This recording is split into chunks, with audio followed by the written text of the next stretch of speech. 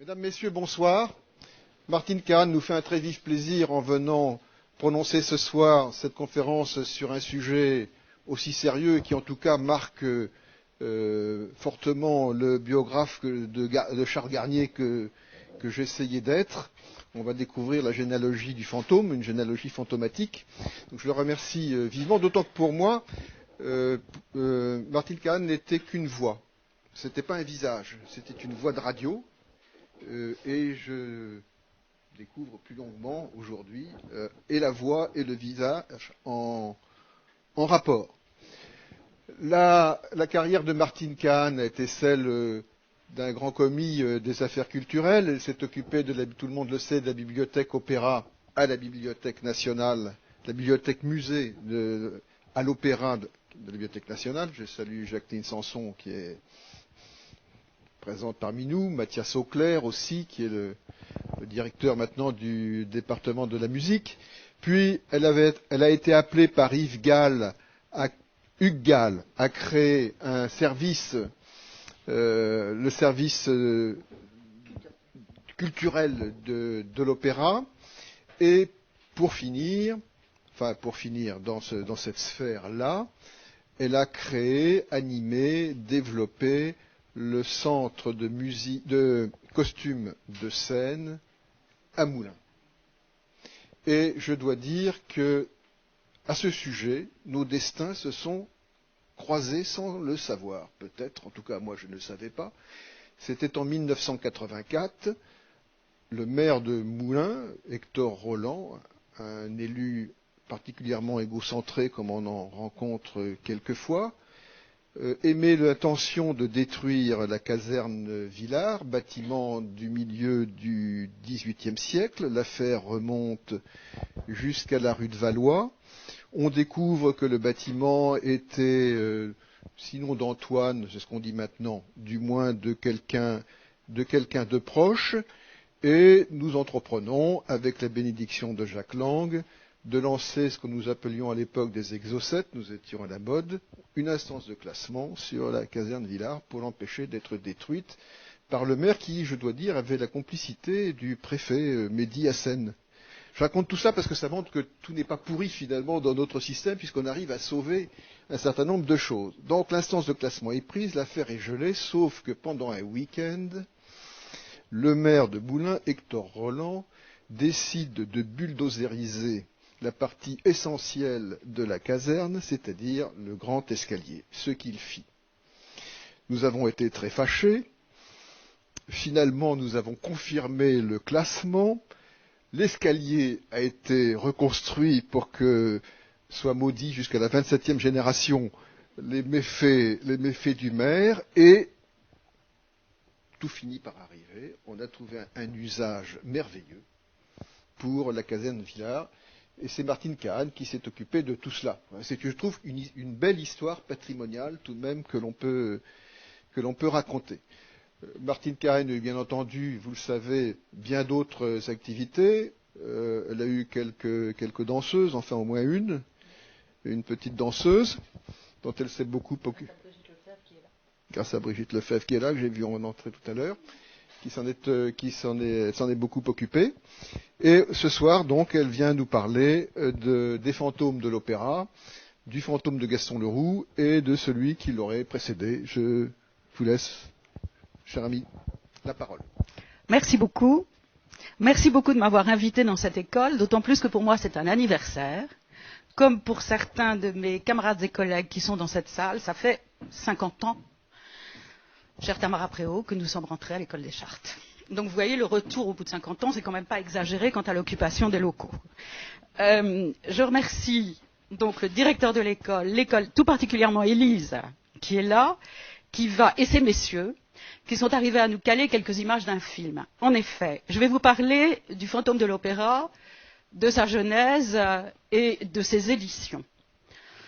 Je n'avais pas du tout l'intention de vous parler du fantôme de l'opéra et le premier titre que j'avais annoncé était sur la claque et le sifflet. Autre joli sujet qui rentrait dans ce cycle du rare et l'unique que vous avez initié. Et pour ça, je croyais trouver l'objet dont j'avais absolument besoin, qui est un tout petit sifflet qui qui a été fait par le Jockey Club pour siffler les opéras de Wagner et qui porte les initiales du Jockey Club. Je l'avais vu, je savais qu'il existait, impossible de le retrouver, même au Jockey Club, où soi-disant ils ne l'ont pas retrouvé. Mais je n'ai pas dit mon dernier mot et je repartirai à la chasse. Donc, à la place de ce sifflet, qui était donc rare et unique, je voulais vous présenter ce fantôme. On dit le fantôme de l'opéra et pas les fantômes de l'opéra, alors qu'on pourrait le faire, puisque chacun des administrateurs, en fait, continue à hanter ce monument et pas seulement les administrateurs. En fait, je vais vous donner quelques éléments d'une recherche que j'ai commencée, qui est loin d'être terminée. Je ne sais pas du tout si je pourrais la terminer d'ailleurs, mais qui devrait faire l'objet d'une publication et d'une exposition en collaboration avec Mathias, qui est là parmi vous. Quand on passe 35 ans de sa vie dans le Palais Garnier, on s'intéresse forcément au fantôme de l'opéra.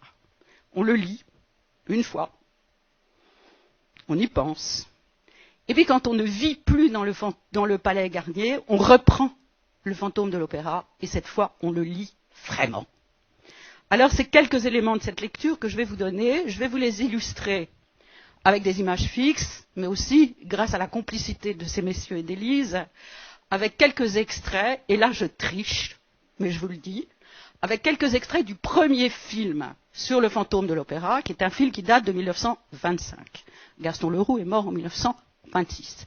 Donc, c'est un film qui n'a à voir avec le livre que le sujet, qui a été quelque peu quand même tripatouillé par les cinéastes, mais d'abord il est magnifique, beaucoup plus beau que tout ce qu'on a pu faire par la suite, et vous savez que le fantôme de l'opéra est rare, unique, et en plus un porteur de fond absolument extraordinaire, puisque si on compte tous les films, tous les musicals, toutes les éditions, toutes les émissions de télévision, etc., qui ont été faites à partir du fantôme de l'opéra, c'est une manne financière extraordinaire dont Gaston Leroux n'a certainement jamais eu l'idée. Donc je vous illustrerai, en plus des images fixes, quelques extraits avec quelques extraits de films, grâce à Élise.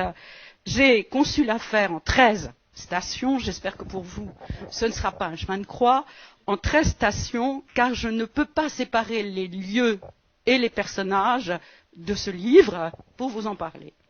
Petit rappel pour ceux qui n'auraient pas lu Le fantôme de l'opéra, y en a-t-il beaucoup déjà? Avez-vous tous lu Le fantôme de l'opéra? Oui? Non? Bon, alors, juste un petit rappel en quelques mots, et ça suffira.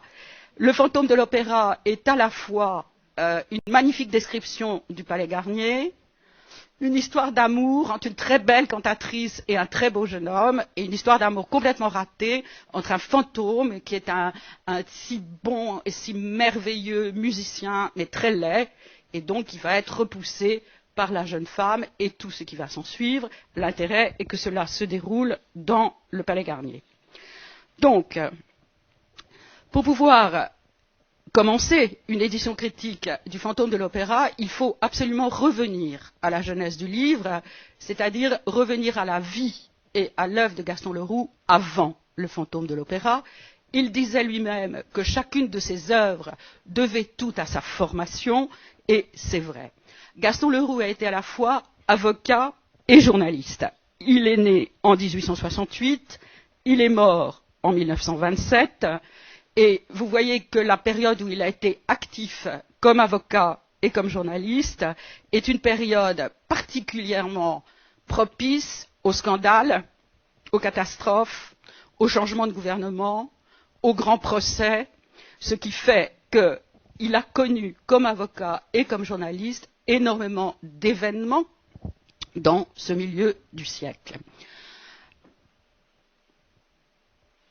Il a été très peu avocat, mais il a été longtemps correspondant pour des journaux, pour les affaires qui se passaient au palais. Donc, pour vous donner quelques éléments de cette biographie, je vous dirais qu'il a publié son premier texte de fiction très jeune, Ça s'appelait Le petit marchand de pommes de terre frites, mais déjà dans un journal. Toute sa vie, il est lié à la presse. La presse, le quatrième pouvoir, comme on disait à l'époque, la presse avec de très grands journaux qui ont complètement fait évoluer le métier, la presse avec des grands directeurs de journaux qui vont le faire évoluer lui et qu'on retrouve dans pratiquement tous ses romans. Savoir aussi que dès 1891, il obtient sa licence de droit en 1890, dès 1891, il rentre dans les milieux du spectacle, grâce à un critique, Robert Charvet, qu'il rencontre à l'Auberge du Clou, car il fréquente les mauvais lieux. L'Auberge du Clou qui était fréquentée par les artistes, Aristide Bruant, etc., à Montmartre. Et par Charvet, il va rencontrer Réjeanne, qui va être grande artiste, l'équivalent de Sarah Bernard à l'époque, et qui va l'introduire dans tous les milieux théâtraux, et il s'en souviendra, puisque sa première ambition n'est pas du tout d'être romancier, sa première ambition est en fait d'être auteur dramatique. Ce qu'il ne pourra pas être, ce qu'il va rater, et il va se diriger à la place vers le journalisme. Dire aussi que 1892, 1891, début du scandale de Panama, 1892, procès de Ravachol, mais aussi Conan Doyle publie Les aventures de Sherlock Holmes, et vous voyez que toute cette période est la période des débuts du roman policier, de ses héros, comme Leroux va savoir en faire, qu'entre 1893 et 1894, c'est la grande vague d'attentats anarchistes, et que Leroux bientôt va rendre compte dans les journaux des procès de ces attentats. Il est chroniqueur judiciaire pour le journal Paris.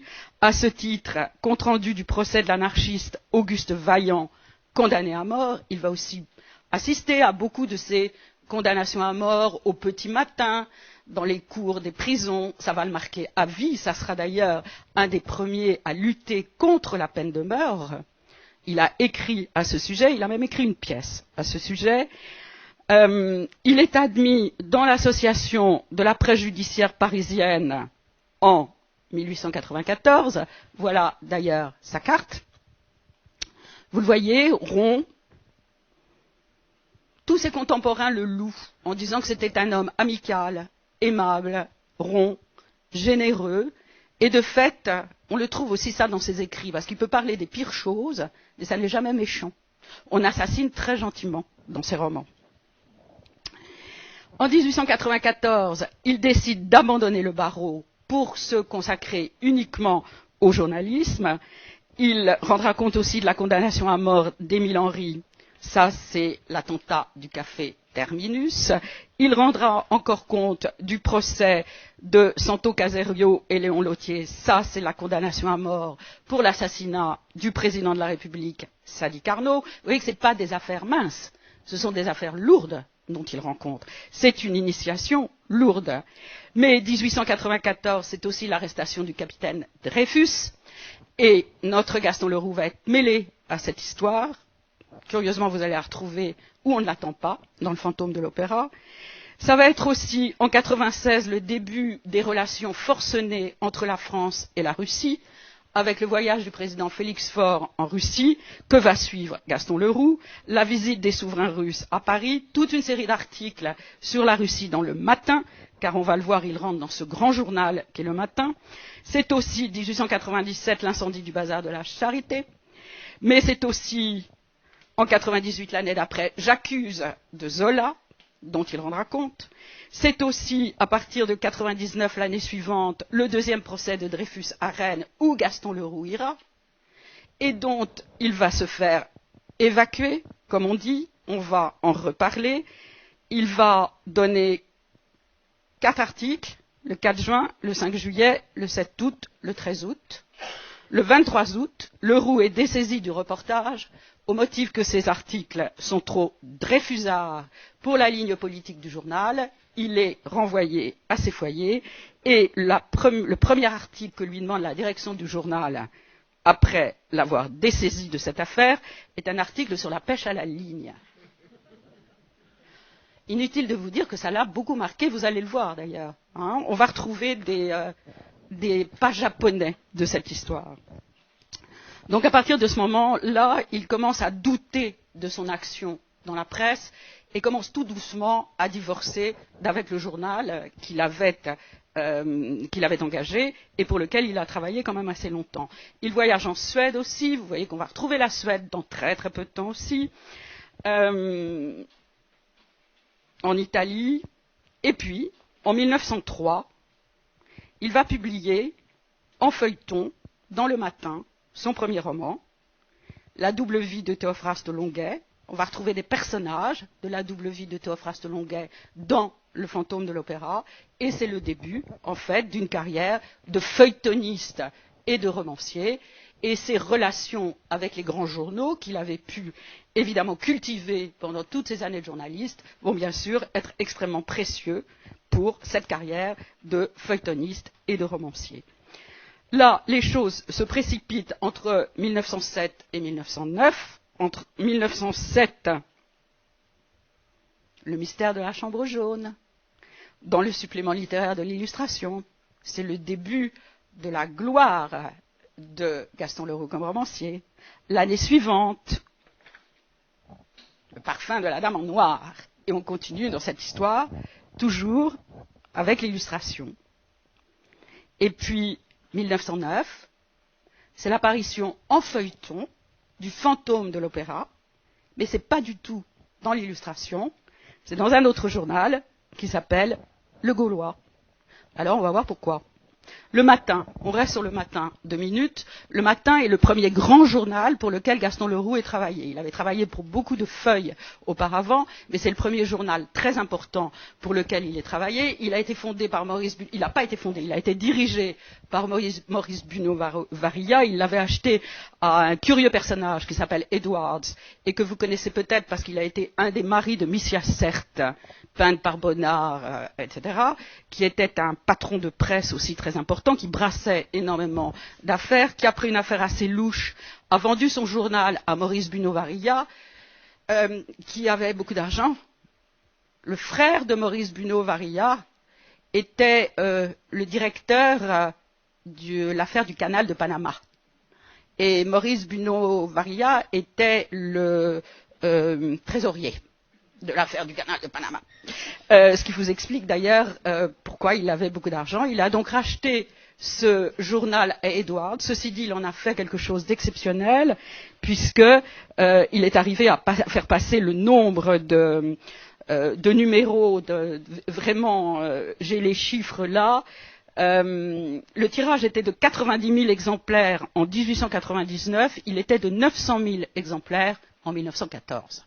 Donc vous voyez, c'est un journal important, vous voyez là l'entête, alors vous voyez ce que vous voyez des deux côtés de l'entête, ici et de l'autre côté, vous l'avez reconnu évidemment, parce que c'est le premier journal, seul journal recevant par fil et services spéciaux les dernières nouvelles de la nuit.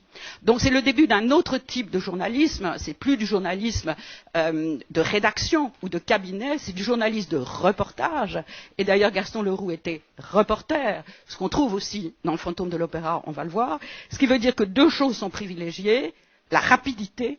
D'abord, c'est le premier journal qui a les nouvelles qui gagne, et la débrouillardise, deux choses dont Rouletabille, évidemment, fait preuve, comme vous le savez. On peut continuer. Donc le Matin, il va y passer plusieurs années, il va se séparer de Buneau-Varilla, probablement. Il y pensait depuis l'affaire du procès de Rennes, Dreyfus, mais il va abandonner parce qu'il est pressuré par le journal. Alors, vous voyez que Buneau-Varilla, dans la presse, est assez brocardé. On peut continuer. Vous voyez les caricatures, quelques paroles bien tapées de ce patron de presse. Au Matin, il n'y a que des employés. Ou encore, mon fauteuil vaut 3 trônes.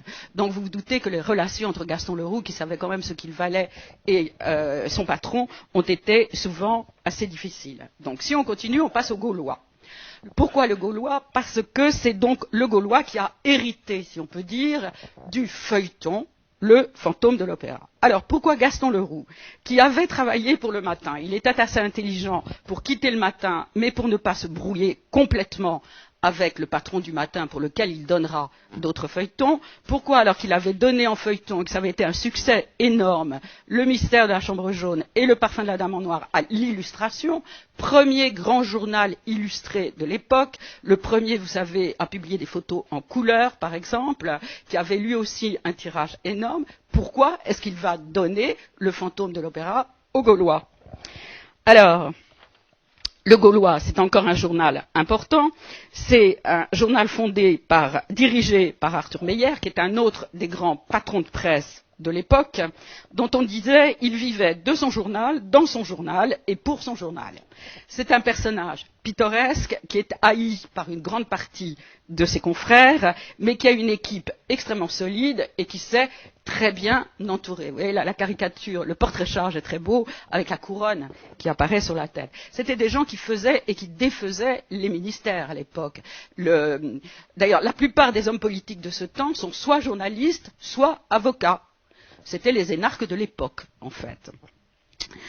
Et finalement, on finit par trouver comment Arthur Meyer a su séduire Gaston Leroux, alors que le tirage du Gaulois est bien inférieur à celui du Temps ou à celui de l'Illustration à l'époque.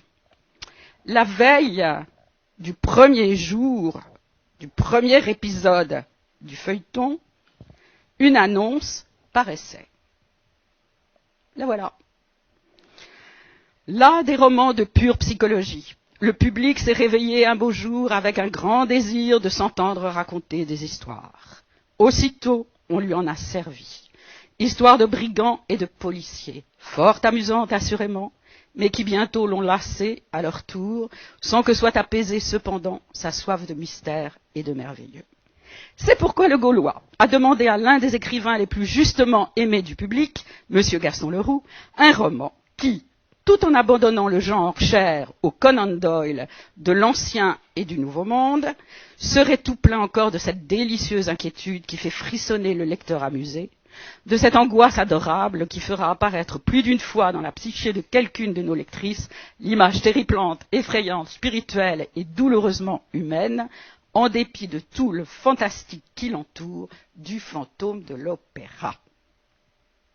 Nous n'avons pas présenté à nos lecteurs M. Gaston Leroux, dont tout le monde s'accorde à dire qu'il possède la plus étonnante souplesse d'imagination qui se puisse concevoir, mais ce que nous tenons à dire, c'est que le fantôme de l'opéra est digne de remporter dans le Gaulois un succès plus prodigieux encore que celui qui accueillit dans l'Illustration le mystère de la chambre jaune et le parfum de la dame en noir du même auteur. Ça, c'est une pierre, évidemment, dans le jardin des confrères de l'Illustration, où on dit qu'on va encore faire mieux.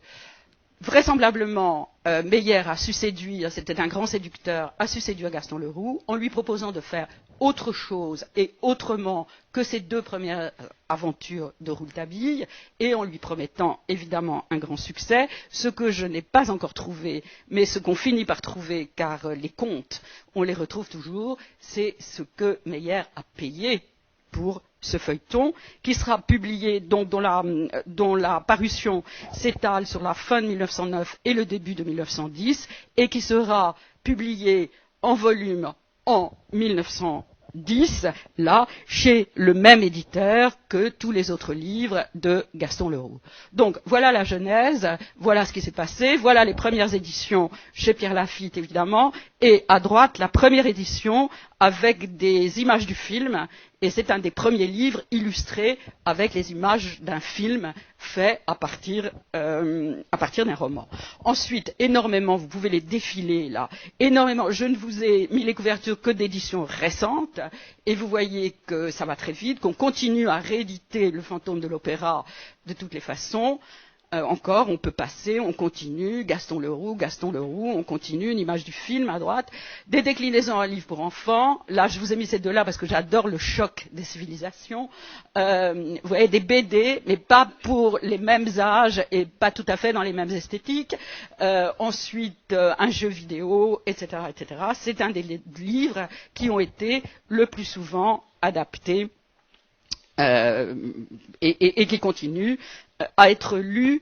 Ce qui a fait la fortune aussi de ce livre, ce sont les films et notamment le film musical, le dernier film musical qui tourne dans le monde entier depuis maintenant plus de 20 ans. Il est d'ailleurs à Paris dans très peu de temps, et ceux qui ont travaillé à l'opéra se souviendront, il y a d'ailleurs un dossier à la bibliothèque musée qui est resté là, qu'on reçoit des lettres du monde entier à l'opéra demandant des nouvelles du fantôme, si le fantôme a existé, etc. etc.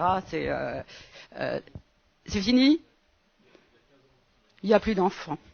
C'est terrible. Donc voilà, ça c'était le préambule. Je vous dis quand même, comme vous allez voir quelques images du film, je ne suis pas dans l'ordre chronologique, mais je vous dis quelques mots au sujet du film de Julian Rupert avec Lon Chaney. C'est le premier film adapté le roman de Gaston Leroux, donc 15 ans après sa parution, puisqu'il a été tourné en 1925. Il a été voulu par Karl Laemmle, qui est le propriétaire de l'Universal Film, qui est une maison très importante à l'époque, qui choisit Julian Rupert comme réalisateur, et Lon Chaney et Mary Philby, qui étaient de grandes vedettes, comme acteurs. Le tournage du film a duré 10 semaines. Le décor de l'opéra avait été reconstitué en studio. Il existe encore en partie. Ça, c'est très curieux, mais c'est un décor qui a resservi.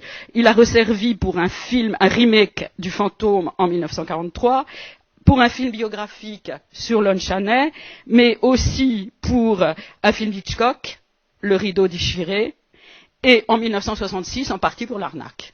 Et il y a encore des images de ce décor de film. Il est évidemment très amoindri, mais il existe encore. Le film a été difficile à tourner, il a été considéré comme trop noir, donc l'AMLE a exigé plusieurs fins ont été tournées, tout le monde s'y est mis, il a renvoyé son réalisateur, Lon Chaney en a tourné une autre version, ça a été assez compliqué, même avec une version édulcorée, si on peut dire. Dans les salles de cinéma, les scènes d'évanouissement et de crise nerveuse étaient nombreuses. D'ailleurs, il y a souvent des images d'ambulances devant ces salles de cinéma, les dames s'évanouissaient, etc., etc. La réclame de ce film, il y a eu une publicité extraordinairement importante lors de sa sortie en 1926, et la réclame, en fait, s'est portée sur le monument, puisqu'elle disait, dans cette superproduction, vous sera présenté en couleur naturelle le théâtre le plus connu du monde, l'Opéra de Paris, entièrement reconstruit dans ses moindres détails au studio d'Universal. Et oui, en couleur naturelle, parce que c'est l'un des premiers films à présenter non pas la totalité du film, mais une scène en couleur. Vous allez en voir un extrait tout à l'heure, qui est la scène du bal de l'opéra, où vous verrez donc le grand escalier et le bal de l'opéra en couleur. C'était très rare à l'époque. Évidemment, le sujet a été condensé. Il y a un petit peu moins de personnages que dans le roman. Le personnage campé par Chaney est extraordinaire. Chaney était un spécialiste du maquillage. Vous allez voir d'ailleurs une image de lui, on l'a photographié avec sa trousse à maquillage, on dirait une trousse à outils, une boîte à outils, est énorme. Il saura aussi se maquiller de façon extraordinaire pour Quasimodo, puisqu'il a tourné Notre-Dame de Paris également, toujours pour l'Universal, et il campe un personnage de fantôme qui est tout à fait extraordinaire. Les décors et les costumes de Faust, par exemple, qu'on voit dans le film, sont absolument parfaits, reconstruits exactement sur les maquettes de décors et de fantômes. Et il y a des choses tout à fait extraordinaires. Je vais vous montrer aussi un tout petit extrait qui est le bureau des directeurs, qu'on connaît bien au Palais Garnier. Et le bureau des directeurs a été tout à fait bien dessiné et mis à la scène. Vous allez voir, on y voit très peu le décor, et quand on s'arrête sur l'image et qu'on la regarde attentivement, il y a le portrait de Garnier sur un des murs. C'est tout à fait incroyable ce qu'on peut trouver dans ce film à force de le regarder. Ce que je n'ai pas trouvé encore, c'est si Gaston Leroux l'avait vu. Je n'ai pas encore trouvé de... C'est vraiment une chose à chercher. Est-ce qu'il a vu ce film? J'ai pas trouvé non plus de correspondance. Il y a peut-être une correspondance. Universal a été vendu plusieurs fois. C'est compliqué. S'il y a eu une correspondance avec Karl Laemmle et comment ça s'est passé, mais il y a des choses assez troublantes comme ce portrait de Garnier dans le bureau des directeurs. C'est pas un hasard. Il n'est pas là par hasard, et je ne pense pas que ce soit là universal qu'on soit préoccupé de ce genre de choses. Donc, voilà pourquoi vous allez voir quelques extraits du film. Donc, le Palais Garnier comme décor et comme personnage du fantôme de l'opéra. Le fantôme de l'opéra, qui est tout ce que je vous ai dit, est d'abord et surtout un hommage au Palais Garnier, un des plus beaux hommages à un monument qui soit. J'accepte évidemment le Notre-Dame de Paris de Hugo, qui joue dans une autre catégorie. Mais toutes les autres histoires, celles de la cantatrice, du jeune officier, du fantôme, etc., ne sont que des à côté. Les lieux et les êtres du Palais Garnier sont bien davantage passionnants, magnifiquement décrits, et décrits parce que Gaston Leroux s'est appuyé sur une documentation écrite, on va le voir, énorme, sur une documentation iconographique et énorme, et aussi parce qu'il a fréquenté les lieux. Alors, toute cette histoire du fantôme dans le Palais Garnier s'appuie sur une seule chose. Elle s'appuie sur une scène, une période de la construction du nouvel opéra. Quand il est commencé, en 1861, Garnier s'aperçoit que le chantier commence mal.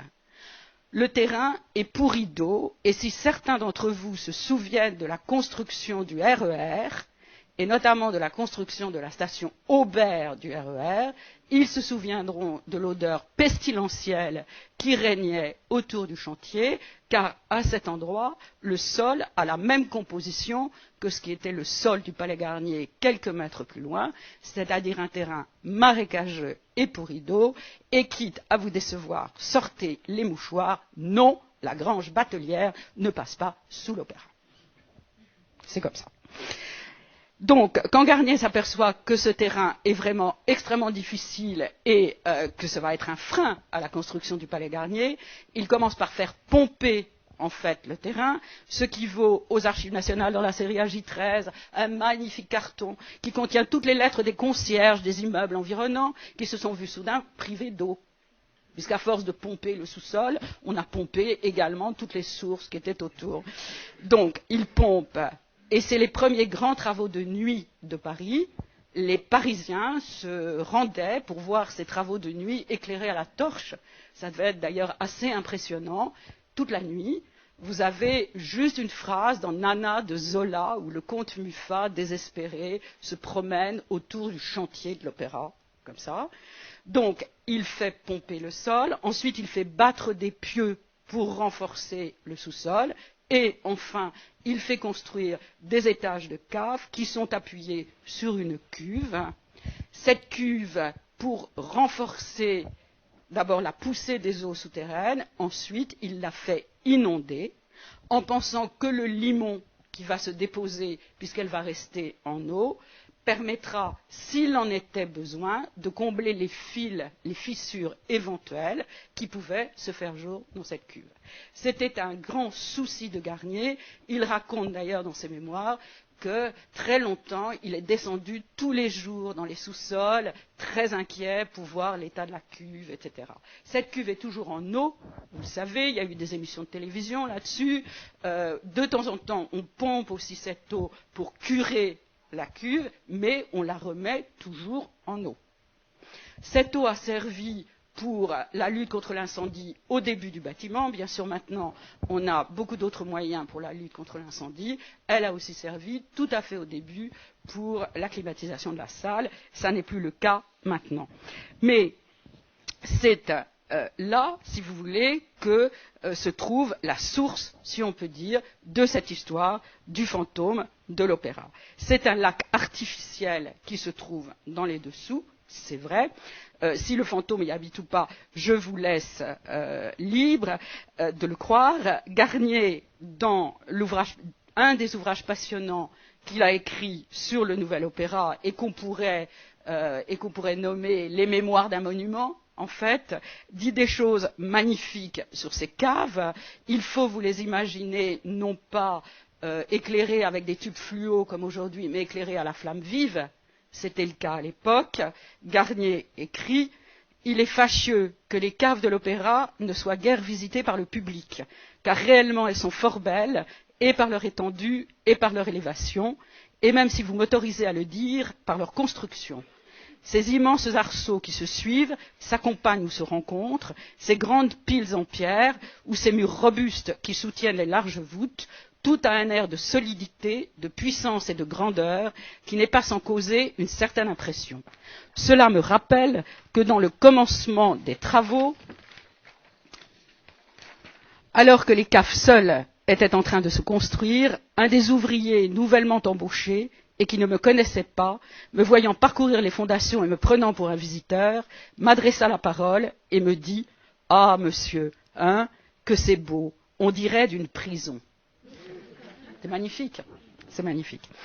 Donc, quand dans son fantôme de l'opéra, Gaston Leroux décrit ces caves, et on va les voir en images, tout est vrai, et par moments, tout est faux aussi. C'est-à-dire que le vrai et le faux, en bon journaliste, il les mêle intimement. Par exemple, on se rappelle, dit-il, écrit-il, que dernièrement, en creusant le sous-sol de l'opéra pour y enterrer les voix phonographiées des artistes, le pic des ouvriers a mis à nu un cadavre. J'ai eu tout de suite la preuve que ce cadavre était celui du fantôme de l'opéra. Alors, c'est vrai, c'est parfaitement exact que des disques de gramophone en verre ainsi qu'un appareil de lecture ont été déposés dans un local, dans les caves du Palais Garnier, très exactement le 23 décembre 1907, c'est-à-dire au moment où Gaston Leroux rassemble sa documentation pour écrire son fantôme, commence, comme je vous l'ai dit, en feuilleton en 1909, donc donnons-lui 2 ans. Hein. À mon avis, il l'a écrit plus vite que ça, mais donnons-lui 2 ans, et que ce local a été scellé. Donc, vous voyez que là, c'est juste. Il écrit « Les malheureux qui ont été massacrés lors de la Commune dans les caves de l'Opéra ne sont point enterrés de ce côté. Je dirais où l'on peut retrouver leurs squelettes, bien loin de cette crypte immense où l'on avait accumulé pendant le siège toutes sortes de provisions de bouche. » Alors, on n'a jamais trouvé de squelettes enterrés dans les caves. Par contre, il est tout à fait exact que pendant la Commune, dans les caves de l'Opéra, on a entassé des vivres et de la poudre, ce qui faisait d'ailleurs très peur à Garnier, qui disait que le mélange de poudre et d'eau de vie pouvait être très dommageable au bâtiment. Donc, quelques images du Palais Garnier. Voilà à quoi ressemblait le Palais Garnier au moment où Gaston Leroux écrit son livre. Vous le connaissez, voilà, le temps des équipages. On peut continuer, évidemment fréquenté par la bonne société, on peut continuer. Alors c'est cette gravure de Garnier que vous allez voir de façon extrêmement fugitive dans le petit extrait qu'on va vous montrer en vous montrant le bureau des directeurs. Donc la voilà en grand, vous la verrez tout à l'heure à l'extrême droite de l'écran. Magnifique gravure d'ailleurs et magnifique portrait d'un grand homme. Le livre de Garnier, on peut y aller Lise, le livre de Garnier est illustré d'admirables gravures, vous en avez une là qui est la façade principale, on continue. Alors, toute l'action du fantôme se déroule dans l'ensemble du bâtiment, mais, comme le dit l'héroïne, tout ce qui est sous la terre lui appartient au fantôme. Donc, tout ce que vous avez en dessous du sol, et voilà le sol, tout ce que vous avez en dessous du sol appartient au fantôme. Il faut bien distinguer les caves, en dessous, et les dessous de la scène, que vous avez là. C'est 2 choses différentes et vous allez voir que Garnier décrit très bien les dessous de la scène avec le peuple qui y habite et décrit aussi très bien les caves. Les caves, les voilà. Ça, c'est une des premières photos des caves, puisque c'est une photo publiée dans l'Illustration qui date de 1908, donc la voilà, avec les câbles électriques qui commencent à courir évidemment dans tout le bâtiment. Et voilà les caves vues par le film de 1925, vous voyez que c'est absolument un noir et blanc admirable, où vous retrouvez évidemment les voûtes de ces caves doubles, puisque là vous avez l'eau, vous voyez que, emmenée par le fantôme, notre cantatrice arrive dans une espèce de gondole à la hauteur de l'eau. Il avait fallu, on a bâti pour le film, ils ont bâti 5 énormes cuves remplies d'eau, pour faire le tournage de cette partie-là. On peut continuer. Les voix enterrées, voilà la photographie parue dans l'Illustration le 23 décembre 1907, où de graves messieurs, comme vous voyez, sont en train de conditionner les disques de verre qui vont être enterrés dans les caves. Donc vous voyez que par moment on pense que tout est vrai. Alors comment est-ce que Garnier a eu une connaissance aussi intime de ce bâtiment? D'abord parce qu'on sait qu'il l'a fréquenté à partir de sa jeunesse. En effet, il a écrit un début de roman qui n'a jamais été publié, qui est une œuvre de jeunesse qui s'appelait Ton maître. Et dans ce début de roman, Gaston Leroux a choisi pour héros un autre lui-même, qui s'appelle Pierre Laroche, et qui est un jeune avocat. Et ce jeune avocat, parmi les lieux de plaisir fréquentés, fréquente beaucoup, comme le faisait évidemment Gaston Leroux, le Palais Garnier. Il donne d'ailleurs une description très lyrique du bâtiment. On voit qu'il est encore à ses débuts. Il a un style très romantique, très lyrique, pas du meilleur. Et l'opéra ainsi paraissait un monument de rêve venu du pays des fées, bâti d'ombre et de lumière par quelques péris d'Orient, ou bien encore par quelques sortilèges, etc., etc. Vous voyez que ce n'est pas du Gaston Leroux de la grande époque. Hein.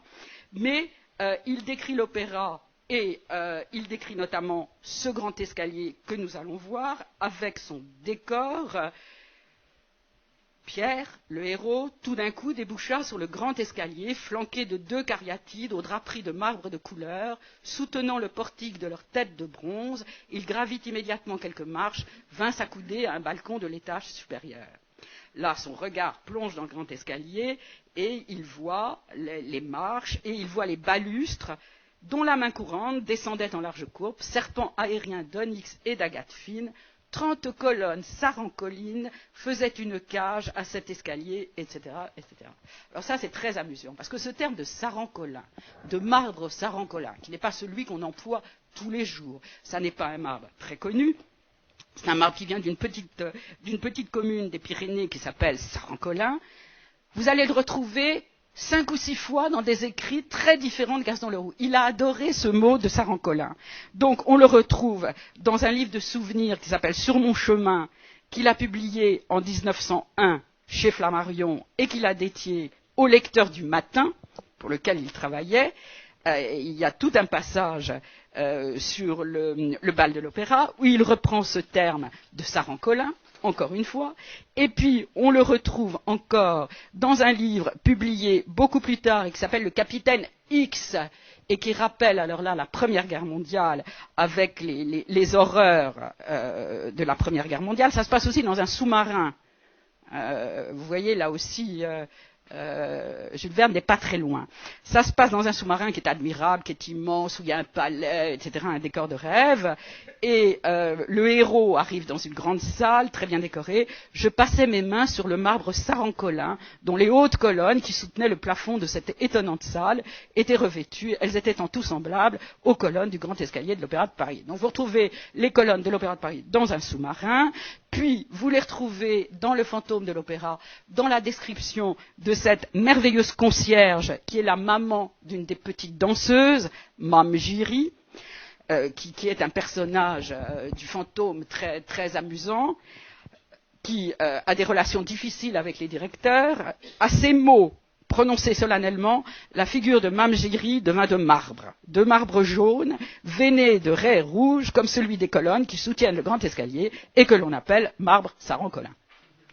Donc, si vous fouillez les descriptions dans le photo, vous retrouvez comme ça un certain nombre de termes que Gaston Leroux a adorés et dont il se sert très souvent. Mais il me semble aussi qu'il connaissait, et ça c'est l'ambiance de l'opéra qui me le fait dire, qu'il avait connu les gravures de Paul Renoir. Alors là, je vous le donne, c'est à vérifier encore 2 fois, ça n'a été vérifié qu'une seule fois, donc ça n'est pas suffisant. Paul Renoir a été un des assistants de Pils, qui est le peintre du plafond du grand escalier. Quand Pils a peint ce plafond, il était déjà âgé, il n'a pas pu le terminer.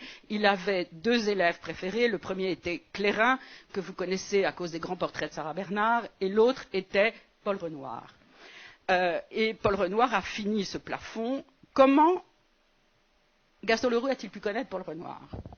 Eh bien, il l'a vraisemblablement, là aussi, je prends toutes mes précautions, parce qu'il faut encore au moins 2 vérifications, il l'a probablement connu au procès de Rennes, car Paul Renoir était dessinateur pour les journaux, et notamment, il était dessinateur pour les grands procès, pour les journaux. Il a fait toute une série de dessins attention, on peut revenir juste une seconde sur le premier, sur le procès Dreyfus à Rennes, et il explique dans les légendes que les personnages qu'on voit au premier plan ici sont les journalistes. Et vous voyez qu'effectivement, ils sont penchés et semblent écrire, et on peut regarder d'ailleurs la deuxième image, ça se confirme sur la deuxième image, vous voyez qu'ils sont en train de noter quelque chose.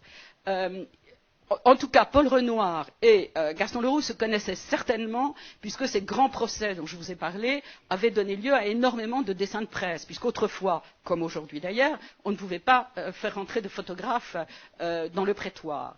Donc, Renoir a fait, et on peut les montrer, toute une série admirable d'eau forte sur l'opéra. Ah oui, je voulais vous montrer le masque de la... Mais ça fait rien, on continue sur le grand escalier, on va voir après. On va descendre sur Paul Renoir. Je me suis pris les pieds là dans mon. Vas-y. Voilà les gravures. On remonte un peu. Voilà les gravures de Paul Renoir qui a fait, encore une fois, on peut remonter, qui a fait encore toute une série sur l'opéra. Allons-y. Là, on les défile. Non, on descend. Voilà. Vous voyez que c'est assez le monde du fantôme, qu'en fait vous y retrouvez d'ailleurs ces personnages que Leroux a adoré décrire et qu'on fait voir, les machinistes qui sont là, qui attendent pour le changement de décor, la petite danseuse, les figurants sur la scène, et vous retrouvez dans ces gravures de Renoir qui en a fait énormément, vous retrouvez les protagonistes, là aussi les figurants dans l'escalier. Ces escaliers qu'on passe son temps, dans le fantôme de l'opéra, on passe son temps à monter et à descendre des escaliers, puisqu'on va de tout en haut, l'image de l'Apollon, la statue de l'Apollon qui est en haut, à tout en bas dans les caves. Voilà, encore les ateliers aussi, qu'on décrit dans le fantôme, vous pouvez y aller. Voilà. Le pompier qui a un rôle tellement important aussi dans le fantôme de l'opéra, puisque c'est lui qui suit les amoureux, et la lanterne, parce que l'éclairage a un rôle très important aussi dans le fantôme. On voit de la flamme vive, on voit des lanternes, on voit tous ces modes d'éclairage. Et les toits, bien sûr. Là, les toits de l'administration, magnifique gravure. Et aussi la promenade sur les toits, qui est une des promenades que nos héros, dans le fantôme de l'opéra, vont faire. Et la loge des directeurs, bien sûr. Très important, les directeurs. Donc, vous voyez qu'on retrouve là l'ambiance, en fait, j'aime pas le mot, mais l'ambiance du fantôme de l'opéra et de cette promenade dans l'opéra. Vous la trouvez dans les gravures de Paul Renoir, qui étaient très connues à l'époque. La première exposition de Paul Renoir date de 1898, ce qui veut dire que Gaston Leroux peut l'avoir vue, mais en tout cas, après l'avoir vérifié, bien sûr, j'espère pouvoir affirmer qu'ils se sont connus. Ce que je pense vraiment. Donc voilà ce que je voulais vous dire sur l'opéra. Peut-être peut-on regarder, parce que vous commencez à en avoir assez de m'écouter, on peut regarder le premier extrait.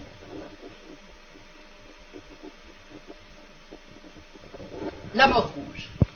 Alors vous allez voir un extrait de cette scène en couleur, la scène du film, donc, qui est le bal de l'opéra. Et dans ce bal de l'opéra, Gaston Leroux introduit un personnage supplémentaire. C'est notre fantôme, bien sûr, mais notre fantôme qui est déguisé en mort rouge. Le masque de la mort rouge. Écrit Gaston Leroux, donc le voilà. Le masque de la mort rouge, c'est le titre d'une nouvelle d'Edgar Poe. Ça s'appelle très exactement comme ça, le masque de la mort rouge. Et on sait que Gaston Leroux était un grand lecteur d'Edgar Poe. D'ailleurs, son personnage de Rouletabille doit beaucoup, et il le dit lui-même, il l'a écrit lui-même, à un des personnages d'un des contes d'Edgar Poe, qui est le massacre de la rue Morgue, le double massacre de la rue Morgue, le double assassinat de la rue Morgue, où il y a un jeune détective. Oui, le micro, pardon, oui. Gaston Leroux aimait beaucoup Edgar Poe, l'a beaucoup lu, et on sait que son personnage de Rouletabille doit beaucoup aussi à un personnage qui s'appelle Dupin, qui est un jeune héros du double assassinat de la rue Morgue. Donc vous avez vu cet extrait, un tout premier des extraits en couleur pour un film. Donc, je pense que je vous ai assez montré quelques-uns des liens, il y en a beaucoup, continuellement, qui unissent le Palais Garnier à ce roman. Pour vous parler maintenant en quelques instants de l'édition critique elle-même. Si on reprend le roman à sa première page, la dédicace. La dédicace est faite à mon vieux frère Jo, qui, sans avoir rien d'un fantôme, n'en est pas moins comme Éric c'est le fantôme, un ange de la musique, en toute affection, Gaston Leroux. Donc, le fantôme de l'opéra est dédié à Joseph Leroux, frère cadet de Gaston, qui était acteur, qui certainement l'a entraîné aussi dans énormément des salles de spectacle parisiennes, des petites salles parisiennes. Il était comédien, il a travaillé à Montmartre surtout, il a été un des compagnons de Bruant sur la butte, il a été chansonnier, il a été directeur du Grand Guignol pendant un moment et il a introduit son frère dans toutes ces salles. Gaston Leroux donnera comme prénom à Rouletabille le prénom de Joseph, qui est donc celui de son frère. 1. La dédicace. 2. Le narrateur. Dès l'avant-propos, le narrateur s'annonce comme étant l'auteur, notamment avec la signature de la première note, qui est celle des remerciements. Le système consiste à donner, dès le début du livre, la parole au narrateur. C'est un système fréquent chez Gaston Leroux, mais le plus souvent, le narrateur en question est le héros de l'histoire ou un témoin privilégié.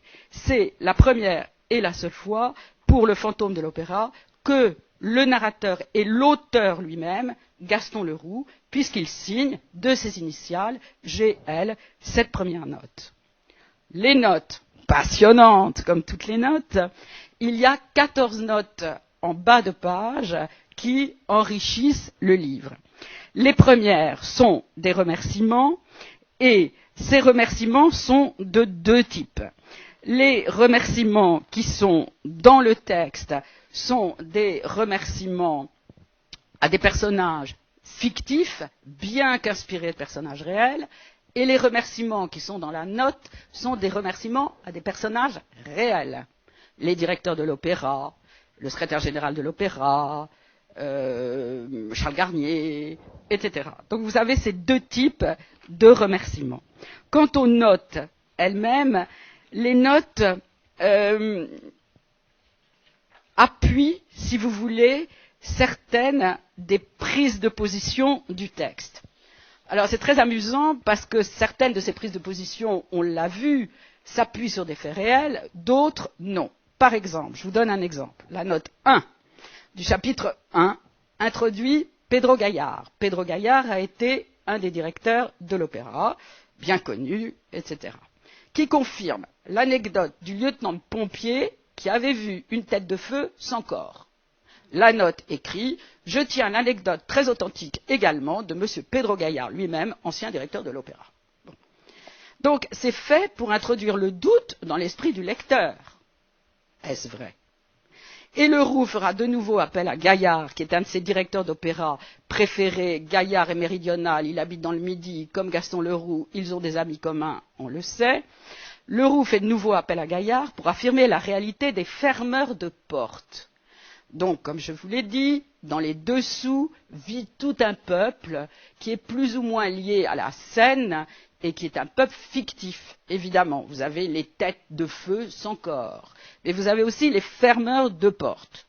Dans les dessous de la scène, quand nos héros sont partis à la recherche de la cantatrice enlevée par le fantôme, ils virent passer au-dessus d'eux des vieillards courbés par les ans et le fardeau ancien des décors d'opéra.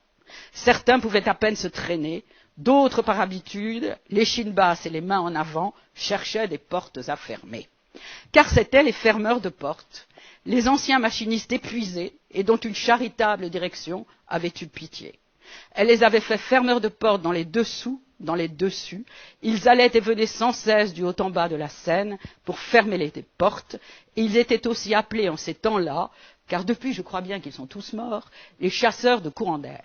Les courants d'air, d'où qu'ils viennent, sont très mauvais pour les voix.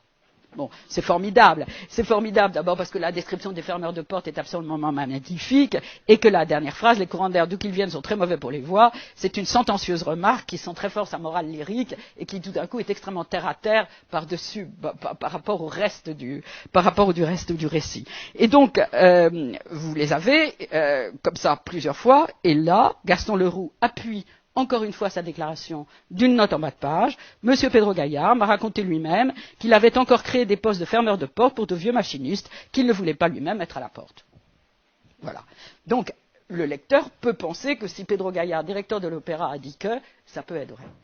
Bon, je vous défile pas les 14 notes, elles sont toutes du même acabit, si vous voulez. Qu'est-ce qu'on trouve encore? On trouve, et ça j'ai pas encore résolu le pourquoi du comment, que le feuilleton, certaines fois, s'interrompt.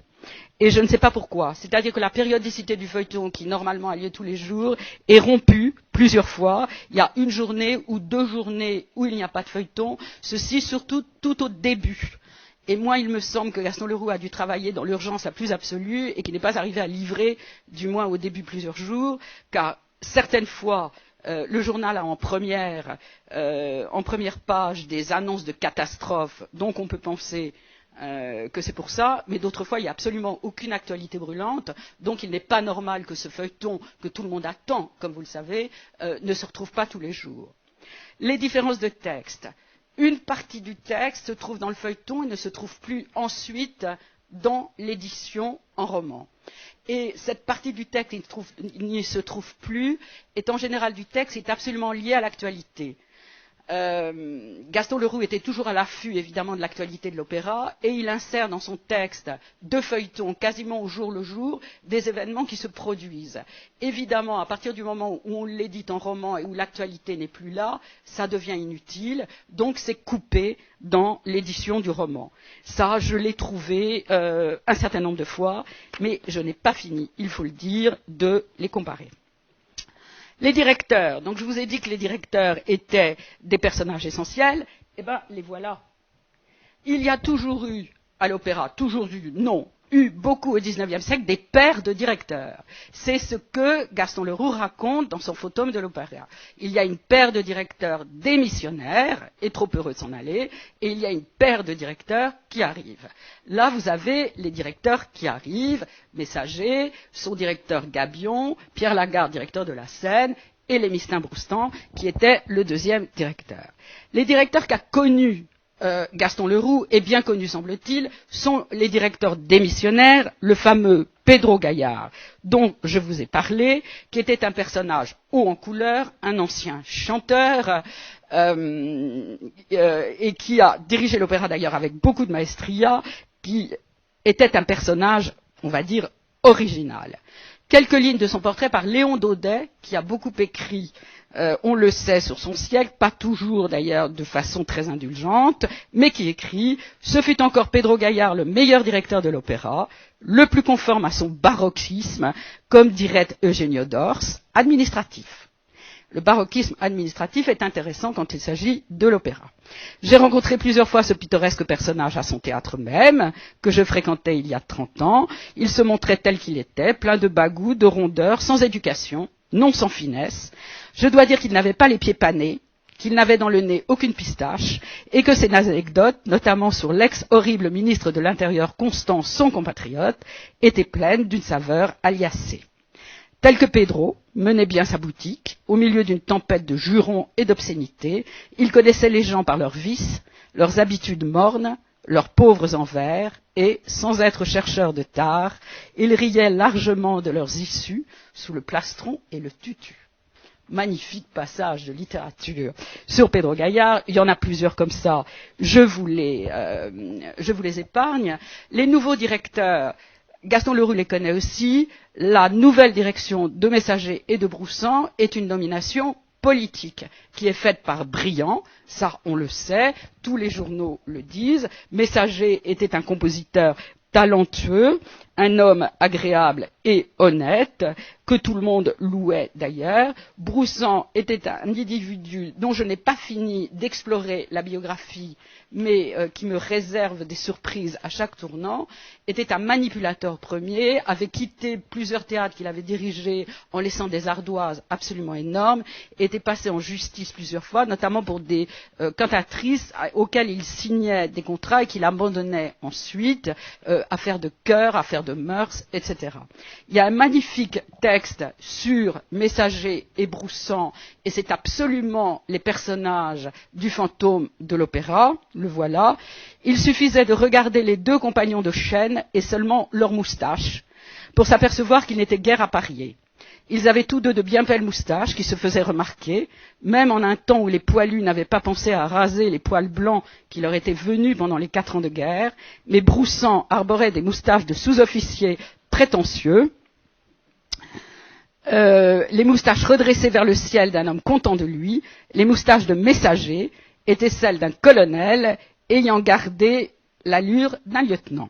Messager aux victorieuses moustaches, disait Villy.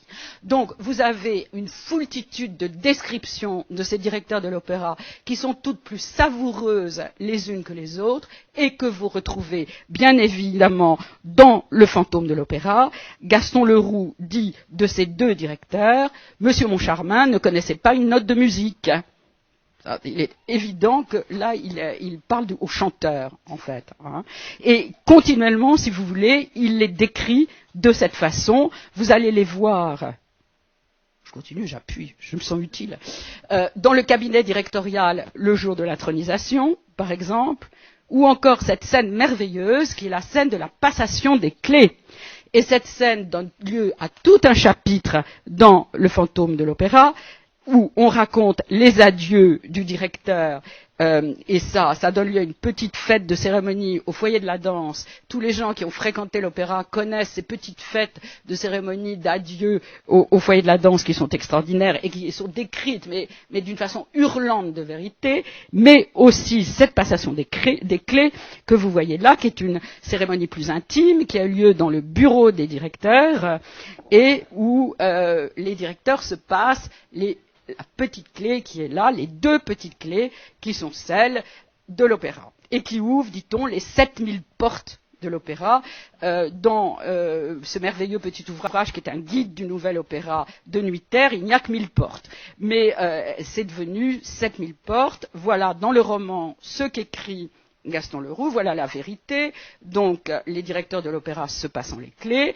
Et dans le roman, messieurs Debienne et Poligny, les directeurs des missionnaires, avaient déjà remis à messieurs Armand Moncharmin et Firmin Richard, les nouveaux, les deux clés minuscules, les passe-partout qui ouvraient toutes les portes de l'Académie nationale de musique, plusieurs milliers, tagada, tagada. Il se passe que ces petites clés, je les ai connues, car dans les années 70, le passe de l'opéra était une petite clé de la maison Muel, qui faisait 5 cm, qui était une petite clé plate, évidemment, que M. Gall gardait dans la poche de son gilet et qui ouvrait la quasi-totalité des portes de l'opéra. Malheureusement, la maison Muel, qui a équipé l'opéra en 1898, je l'ai retrouvée, a été rachetée par une maison américaine et il n'y a plus d'archives de la maison Muel, mais sinon, nous aurions pu avoir le numéro de la clé, etc. etc. Vous voyez comment cette poupée gigogne en fait, de descriptions s'emboîtent les unes dans les autres. Donc on va regarder quelques secondes du cabinet des directeurs dans le film. Ça c'est le premier, c'est pas le même.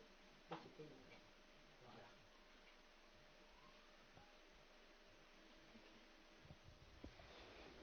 Alors le cabinet des directeurs, c'est le bureau des directeurs que nous connaissons encore aujourd'hui, hein, avec l'avant-bureau, puis le bureau.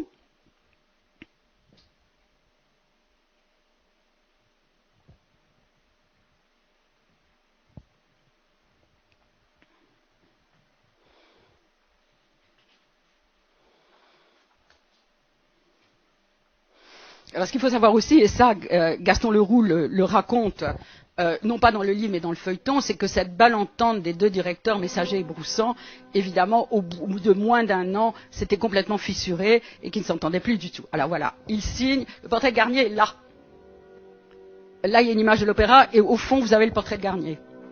Alors, vous voyez les hommes aux belles moustaches, effectivement, vous les retrouvez, il n'y a pas d'ambiguïté. Il faudrait, et ça, il faut s'arrêter sur l'image, il faudrait avoir une bonne, je ne sais pas s'il existe une bonne version du fantôme, nettoyée, restaurée, etc., meilleure que celle que j'ai, pour pouvoir identifier. Il me paraît possible d'identifier absolument toutes les gravures, tous les tableaux qui ornent le cabinet. J'en ai déjà identifié 2 ou 3, à mon avis on peut le faire. Ça c'est le grand portrait de Garnier qui est là, et là-bas tout au fond il y a la gravure. Là c'est du Garnier aussi, c'est le Nouvel Opéra, c'est une des planches du Nouvel Opéra. Pour les cantatrices qui sont là, je suis pas sûre encore. Mais donc voilà nos directeurs dans leur bureau qui sont en train de signer. Il y a le double bureau des 2 directeurs se faisant face est à l'heure actuelle dans le bureau de Stéphane Lissner à Bastille, où il a été transporté, donc il existe, le meuble existe. Et là, les directeurs démissionnaires, trop contents de s'en aller, révèlent au nouveau directeur l'existence du fantôme qui va bien sûr leur cacher l'existence. Vous voyez Garnier ?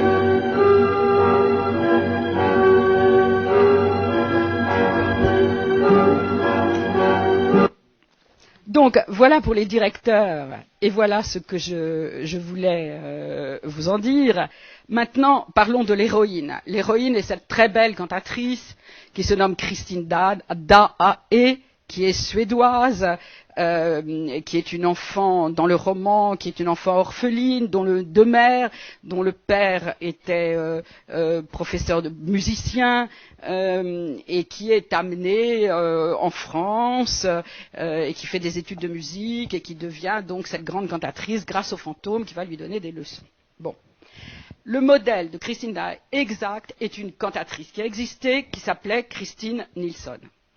Christine Nilsson, même époque, 1843-1921, a eu une vie romancée extraordinaire qui correspond exactement à la vie que Gaston Leroux donne à son héroïne.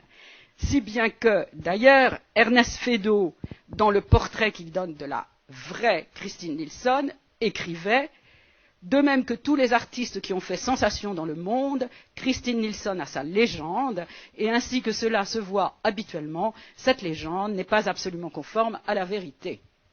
Alors, pas absolument conforme à la vérité, mais cette vérité ou cette légende est celle qui habille la cantatrice imaginée par Gaston Leroux. Alors,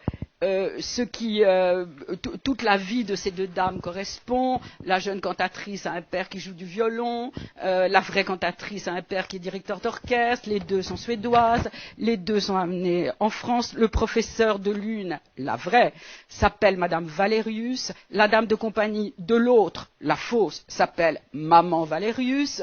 Enfin, à chaque fois on croise, elles ont le même répertoire et surtout, elles ont absolument le même physique, des formes toujours gracieuses, taillées dans le marbre ou dans la glace, couronne de cheveux blonds, vrais cheveux des anges du Nord, légers, aériens, subtils et comme pénétrés de lumière, ceignant son front d'une couronne d'or pâle, des yeux transparents comme l'aigle marine, gardant l'azur pur et profond des lacs de son pays, etc., etc.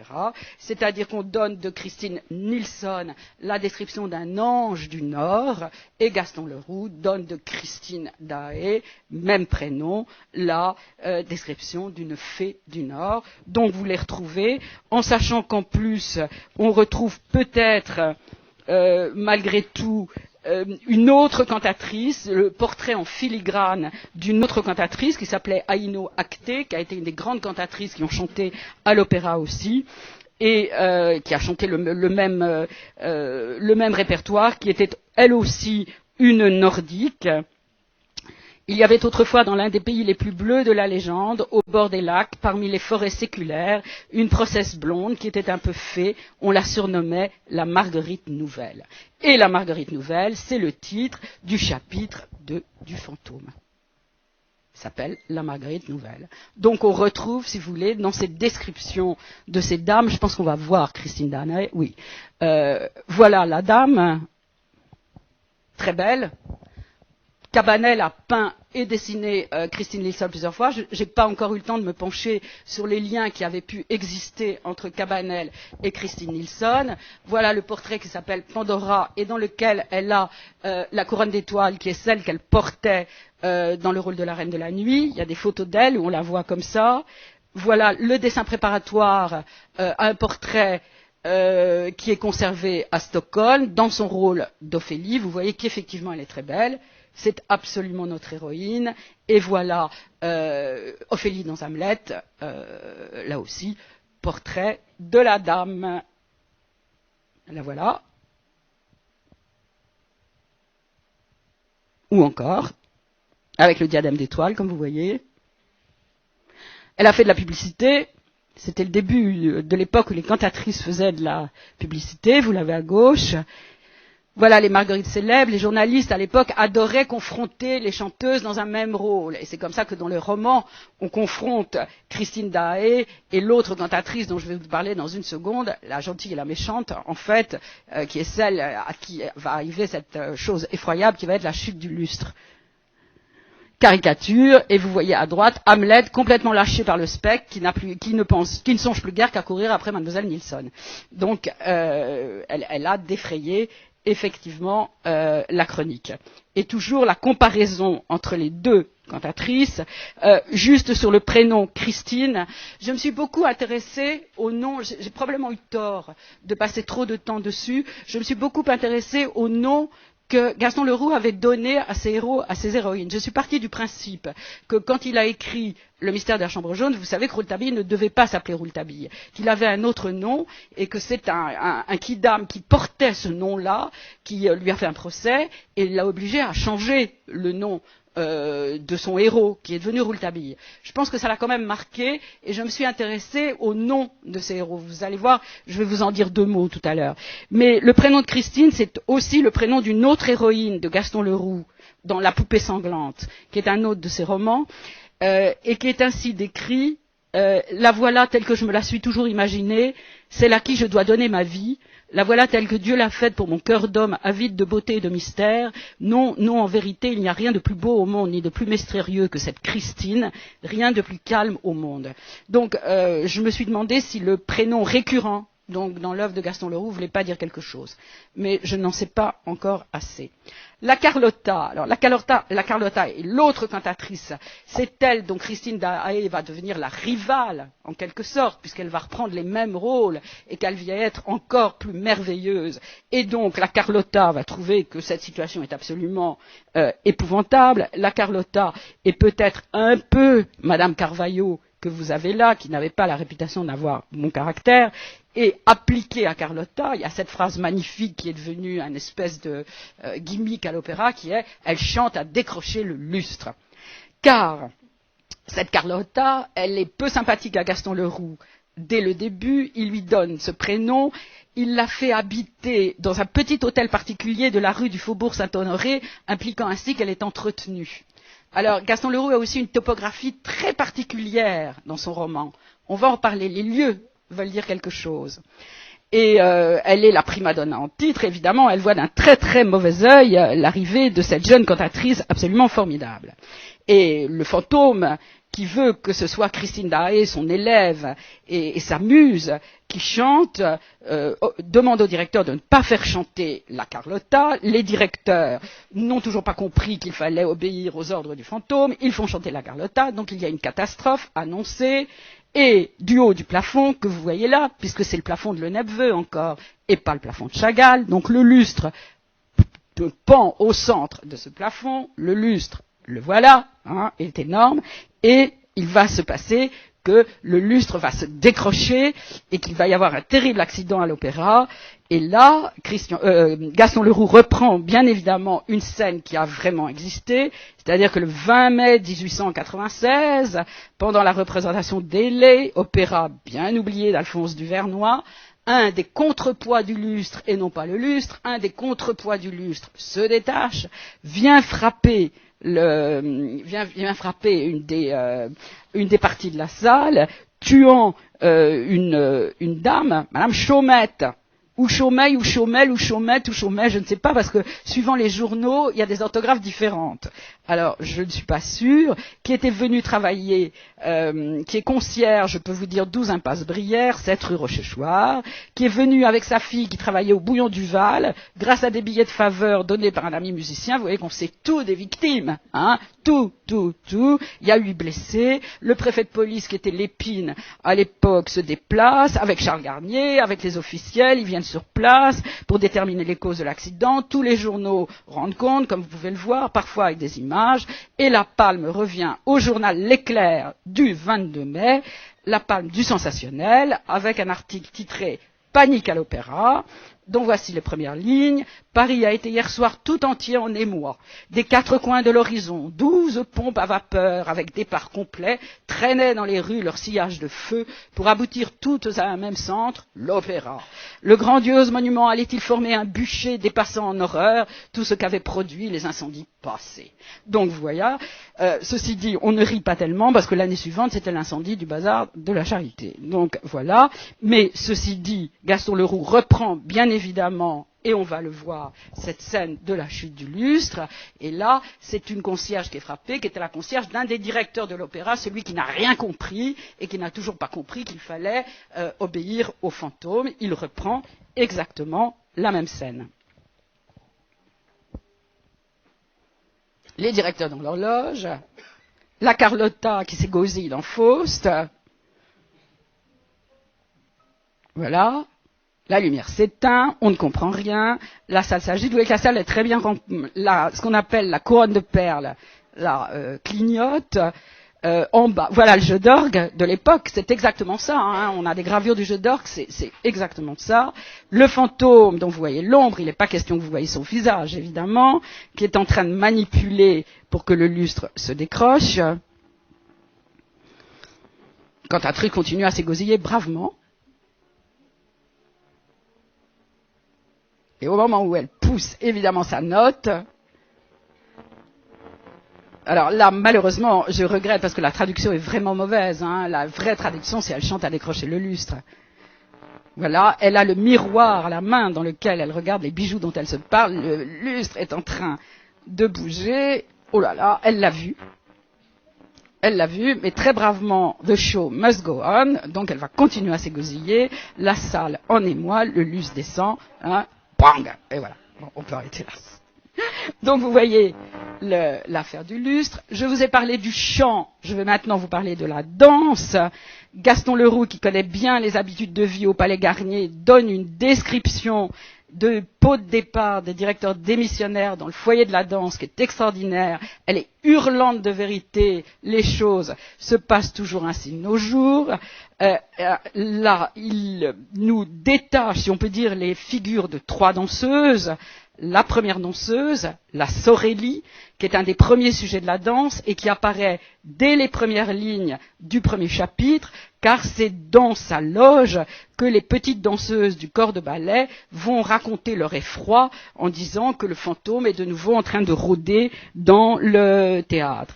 Et ça, c'est très intéressant parce qu'en fait, ce sont les petites danseuses du ballet qui donnent les nouvelles à l'opéra. Ce sont elles qui propagent les nouvelles. À chaque fois que le fantôme a commis encore un méfait, ce sont elles qui le disent. Et ça m'a beaucoup intéressée parce qu'en fait, elles sont, pour moi, qui les rattachent évidemment, on ne se refait pas à Degas, bien sûr. C'est exactement comme l'image des blanchisseuses de Degas. Vous savez qu'on disait que c'était les blanchisseuses qui propageaient les nouvelles à l'époque. Et c'est pour ça qu'elles faisaient si peur au pouvoir. Là, ce sont les petites danseuses qui propagent les nouvelles. Alors, vous en avez 3. Vous avez donc cette Sorelli qui est la première danseuse. Je me suis interrogée sur son nom aussi. À l'époque, il y a beaucoup de premières danseuses à l'opéra qui sont d'origine italienne ou espagnole. On peut dire Carlotta Zambelli, on peut dire Maury, on peut dire Piodi, on peut dire bien d'autres, dont l'habitude de dire là est quand même pas très habituel à l'opéra. On ne le dit pas tellement, ça. On dit Mademoiselle Zambelli, mais on ne dit pas la Zambelli, par exemple. Donc je me suis posé des questions sur le nom de cette Sorelli que Leroux nous décrit en donnant une description absolument hilarante dans laquelle il se moque bien évidemment des chroniqueurs de danse et même en premier lieu, à mon avis, de Théophile Gautier. premier critique de danse et premier grand rapporteur, si on peut dire, la Sorelli a écrit un chroniqueur célèbre, donc il cite un de ses confrères, là, est une danseuse grande, belle, au visage grave et voluptueux, à la taille aussi souple qu'une branche de saule. On dit communément d'elle que c'est une belle créature. Ses cheveux blonds et purs comme l'or couronnent un front mat, au-dessous duquel s'enchâssent 2 yeux d'émeraude. Sa tête se balance mollement comme une aigrette sur un cou long, élégant et fier. Quand elle danse, elle a un certain mouvement de hanche indescriptible qui donne à tout son corps un frissonnement d'ineffable longueur. Quand elle lève les bras et se penche pour commencer une pirouette, accusant ainsi tout le dessin du corsage, et que l'inclination du corps fait saillir la hanche de cette délicieuse femme, il paraît que c'est un tableau à se brûler la cervelle.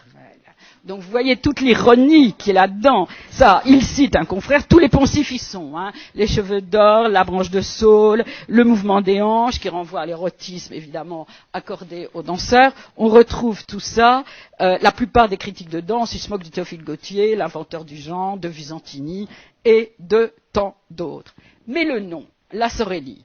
Alors, on dit Rita Sangali, on dit Rosita Mori, on dit Julia Subra, on dit Emma Sandrini, on dit Carlotta Zambelli, mais à l'opéra, on dit quand même rarement là quelque chose. Or, je me suis demandé, mais ce nom, est-ce que ce ne serait pas un hommage à Réjane? Réjane était une amie de Gaston Leroux. Un des premiers essais de Gaston Leroux est un poème sur Réjane, et il fréquentait son théâtre, le théâtre Réjane, on le sait, ouvert en 1907, et justement en 1907, à l'ouverture de son théâtre, elle crée une pièce de Max Mauret, qui est un dramaturge avec lequel Leroux a collaboré pour une de ses pièces, et cette pièce s'appelle La Savelli. Donc la Savelli, la Sorelli, il suffit de changer 2 lettres. Je me suis demandé si ce nom, en fait, n'était pas une déclinaison. Mais encore une fois, on ne sait pas. Les petites danseuses, il y en a 2. Meg Giry, alors c'est là où je vous ai fait rire l'autre jour. Élise, toujours à la recherche de ces noms. Meg Giry est un petit rat qui deviendra baronne de Barbazac. Donc vous savez qu'à l'époque, les danseuses souvent faisaient de beaux mariages dans l'aristocratie, devenaient marquises ou baronnes. Donc cette petite fille, dont il parle peu, mais par contre il parle beaucoup de l'honorable Madame Giry, Mame Giry. Mame Giry est ouvreuse, c'est l'ouvreuse du fantôme de la loge numéro 5. C'est un personnage comique du roman formidable. C'est une femme du peuple à laquelle on ne la fait pas et elle tient tête au directeur d'une façon formidable. Et ce qui m'a beaucoup amusé aussi, c'est que Gaston Leroux à un moment donne entre parenthèses son costume comme s'il le faisait pour justement le costume d'un personnage dans une pièce. J'ouvre la parenthèse comme lui, châle d'étain.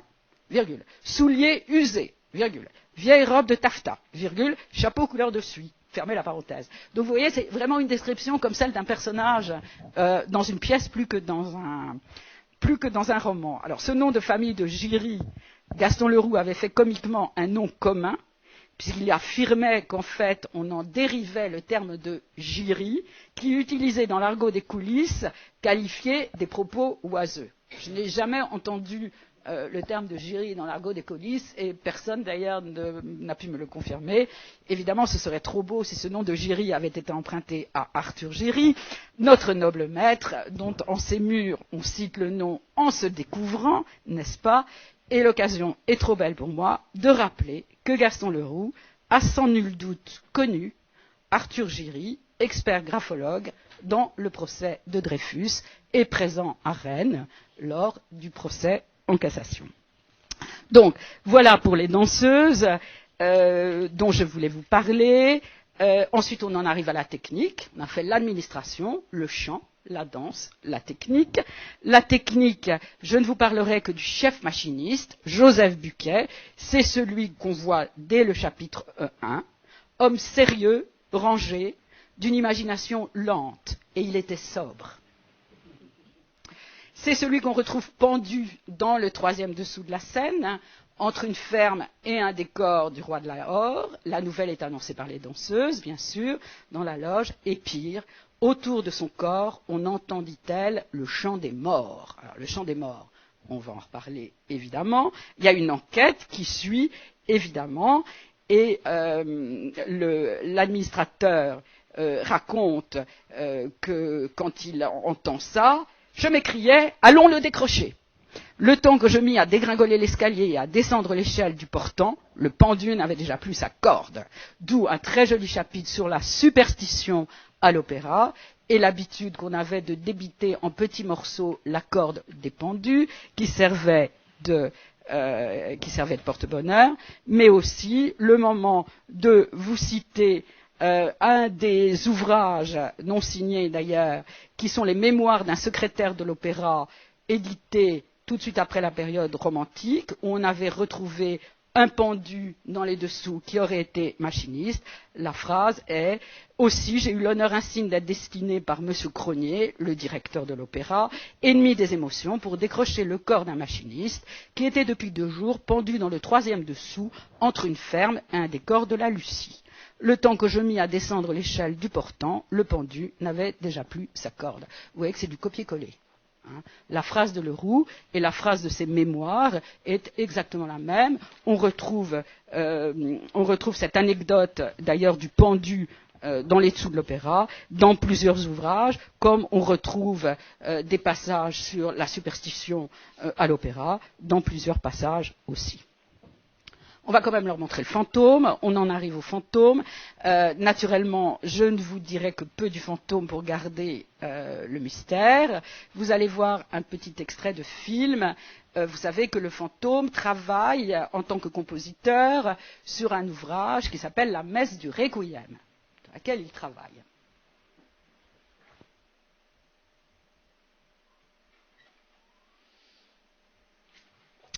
Or, cette Messe du Requiem, elle a été donnée à l'opéra en 1896, c'était une messe d'Alfred Bruno.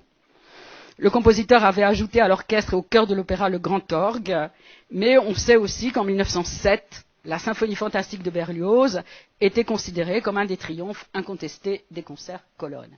Donc voilà le fantôme, et ça c'est le mouvement terrible, on aurait dû éteindre la lumière d'ailleurs, parce que vous auriez été davantage terrifiés, où la belle cantatrice va enlever le masque du fantôme, où il va apparaître évidemment dans toute sa laideur, c'est là que les dames s'évanouissaient dans la salle, et où, étant donné qu'elle a vu le visage du fantôme, elle est maintenant condamnée, et il va, c'est ce qu'on vous montrera tout à fait à la fin, il va évidemment l'entraîner dans son royaume, c'est-à-dire sous la terre et sous les dessous. Magnifique mouvement en arrière, comme vous avez pu voir, de la cantatrice qui descend d'un mouvement magnifique cet escalier. Le fantôme était en train de composer sa messe de Requiem, il a été troublé, là. Et magnifique séquence aussi. Vous voyez le maquillage, s'il est impressionnant. Donc, voilà, vous avez vu le fantôme, il a une très belle robe de chambre. Ça m'a toujours beaucoup plu aussi. Dans ce film, le fantôme est en robe de chambre. Je trouve ça merveilleux. Un fantôme en robe de chambre, c'est formidable. Il doit arrêter là. Donc, le foyer de la danse, on va vous l'épargner. Donc, c'est là que les danseuses rencontraient, et on arrive donc à ce fantôme qui n'a pas de visage. Une des sources du fantôme de l'opéra, c'était évidemment aussi un des contes d'Hoffmann, le violon de Crémone ou le conseiller Crespel, qui a été traité, comme vous le savez, un peu tripatouillé au point de vue livret, mais traité par Offenbach avec l'acte d'Antonia, une jeune fille qui est entraînée à la mort parce qu'on l'oblige à chanter, un esprit maléfique l'oblige à chanter, alors qu'on sait que chanter sera sa perte. Donc, quelques images, ça a été créé en 1881 et repris à l'Opéra Comique. Quelques images de cette production. Vous voyez de nouveau le rôle du violon, comme on le trouve dans le fantôme de l'opéra, où vous savez que le fantôme sur la tombe du père de la belle cantatrice va jouer du violon en lui faisant croire qu'il est l'ange de la musique. Donc voilà le rôle du violon, le rôle maléfique du violon et de ce personnage. Mais surtout, voilà une image qui est le maquillage de Jean Perrier dans les contes d'Hoffmann. Certes, cette image est postérieure évidemment au fantôme de l'opéra, mais c'est la même année, c'est 1926, l'année de la sortie du film, et je ne peux pas m'imaginer qu'il n'y ait pas de rapport, si vous voulez, entre le fantôme que vous avez vu et celui-là. Tableau de Gustave Doré, aussi intéressant pour ce même thème. Mais ce qui est aussi tout à fait intéressant, c'est cette photo. Charles Richet était médecin, c'était le fils d'un chirurgien très célèbre à l'Hôtel-Dieu, Alfred Richet, qui était un contemporain de Léo Daudet, dont il parle dans son livre Devant la douleur, et Daudet qualifie Charles, passionné par l'occultisme et les phénomènes métapsychiques, de gobe-spectre s'il en fut. Et ce gobe-spectre s'il en fut prétendait avoir photographié un fantôme. Le Matin a publié donc le 26 novembre 1905 à la une un télégramme reçu pendant la nuit avec une photo et un bref article d'un fantôme photographié donc par Charles Richet. On dit que l'affaire s'est passée dans une pièce absolument close. Ça ne vous rappelle rien? Bon. Suffisamment éclairée toutefois pour éviter toute accusation de trucage devant des témoins insoupçonnables qui sont un ingénieur centralien, un général et sa famille, et la voyante qui est l'ex-fiancée du fils du général, et un journaliste bien sûr. Donc là, il est absolument sûr que Gaston Leroux a vu cette image parue dans le journal en 1905 et que ça ne peut venir qu'à l'appui de son personnage.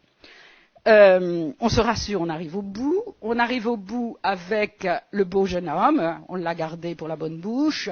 Donc, deux des personnages sont le comte Philippe et le vicomte Raoul de Chagny. Le vicomte est donc l'amoureux de la cantatrice et le fantôme, tout à fait furieux donc de cette affaire, va interdire à la belle Christine de voir son amoureux et, comme elle n'obéit pas, l'entraîner dans son domaine.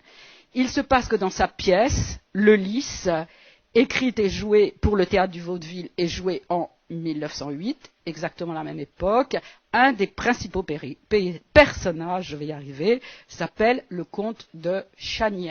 Il suffit de retirer le E. Alors Gaston Leroux s'amuse visiblement à retracer les ancêtres du comte Philippe-Georges-Marie, ses parents défunts, le vieux comte Philibert, son père, sa mère, née de Moérogis de la Martinière, avec un Y. Il s'agit d'une des plus anciennes et illustres maisons dont la noblesse remonte à Louis le Hutin.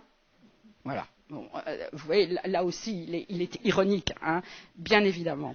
Mais on se souvient aussi que Gaston Leroux avait en 1894, alors qu'il était chroniqueur judiciaire au journal Paris, rendu compte du procès du marquis de Nèves, accusé d'avoir vilainement assassiné son beau-fils, et le défilé, j'ai regardé les articles, le défilé des témoins à la barre alignait des quartiers de noblesse absolument époustouflants, avec des titres dont très certainement il s'est amusé et inspiré à ce moment-là.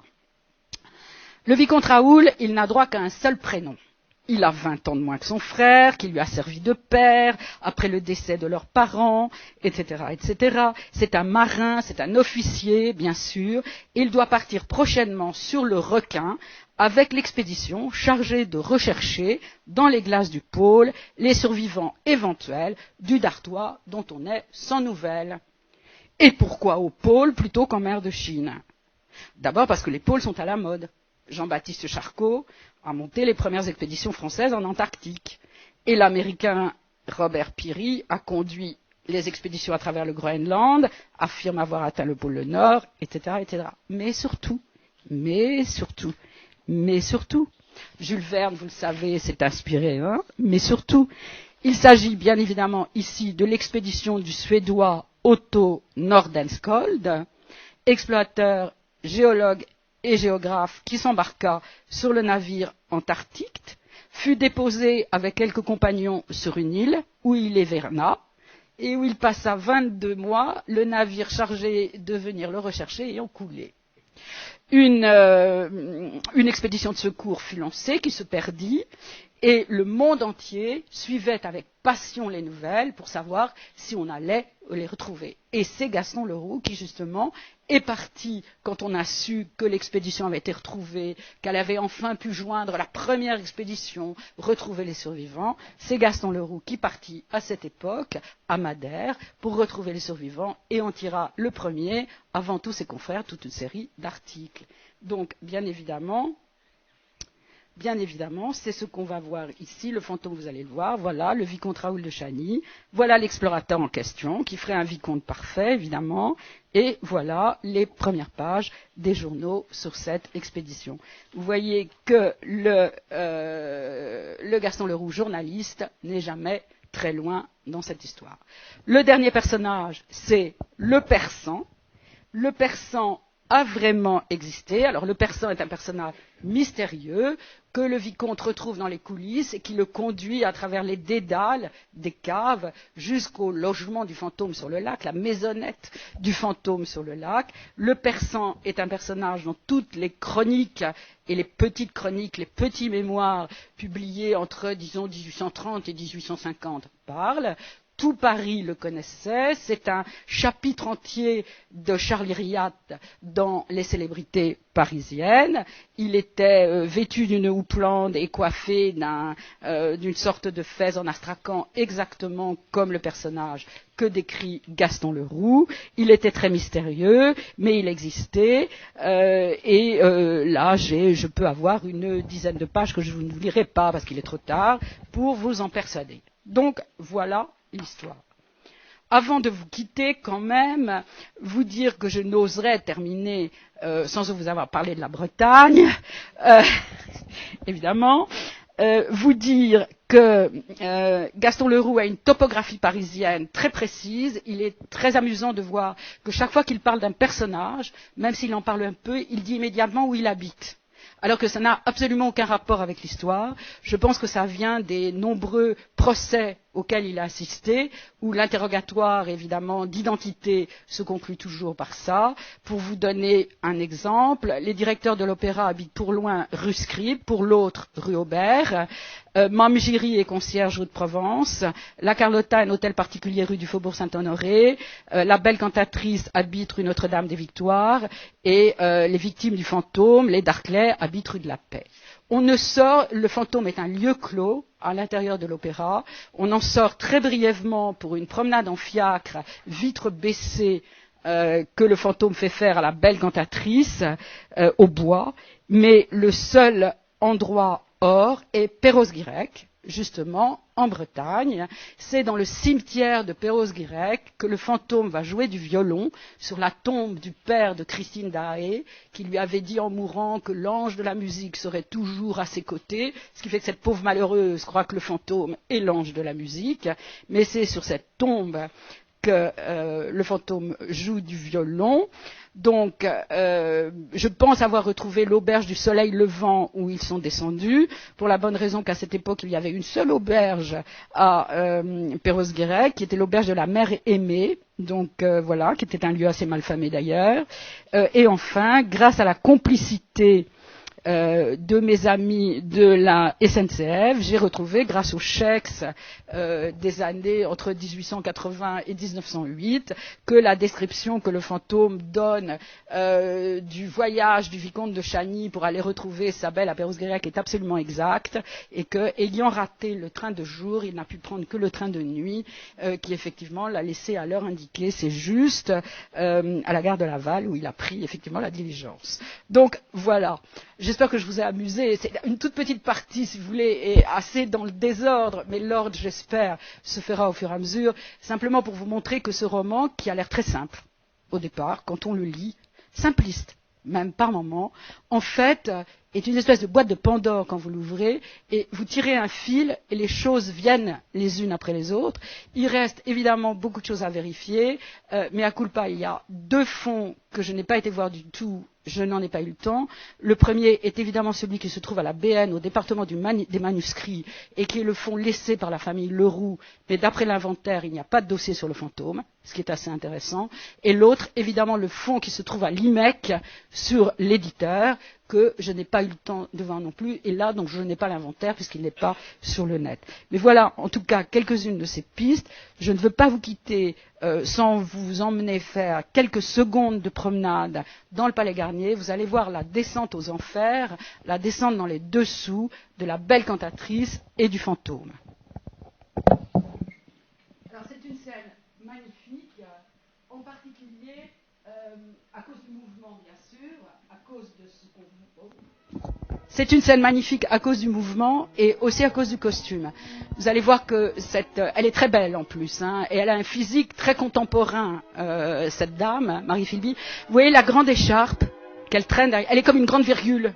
Elle descend cet escalier comme une grande virgule, l'escalier qui mène au-dessous. Là, vous avez les cabestans que vous avez vue une petite seconde, elle va arriver dans les dessous. Vous voyez, elle a toujours cette écharpe. On a presque envie qu'elle la perde, que ça soit comme un conte de fées, qu'elle perde l'écharpe et qu'on la retrouve comme ça. Mais elle a toujours cette grande écharpe derrière elle, comme une grande virgule. Le fantôme va l'installer sur le cheval qu'il a volé. Et c'est vrai qu'à l'époque, il y avait des chevaux à l'opéra qui paraissait dans plusieurs mises en scène. Là, c'est celui qui paraît dans Le Prophète, et c'est vrai que dans la mise en scène du Prophète, il y a une scène où le chanteur arrive sur un cheval qui était blanc d'ailleurs, qui n'était pas noir. Là, il l'installe toujours comme une grande virgule, vous voyez, sur le cheval. Ils vont parcourir, regardez comme c'est beau, cette promenade dans les dessous. Alors, la musique n'a absolument rien à voir. Il disparaît, ça aussi c'est une vue exacte des dessous. Ils sont un peu comme des prisons à la Piranèse, comme vous pouvez voir. Il y a toujours cette écharpe qui traîne comme ça. Je trouve ça magnifique, c'est extrêmement poétique en fait.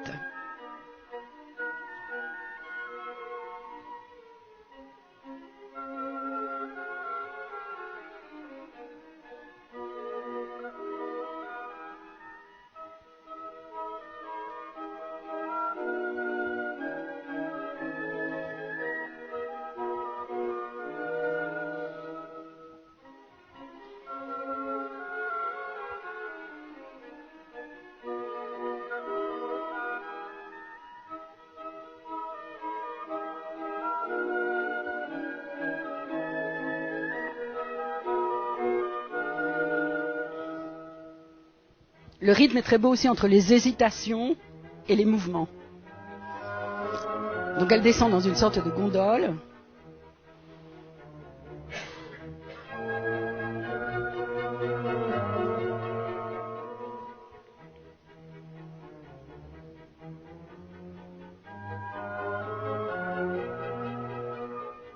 Et il navigue, le fantôme servant de gondolier, jusqu'à la demeure du fantôme.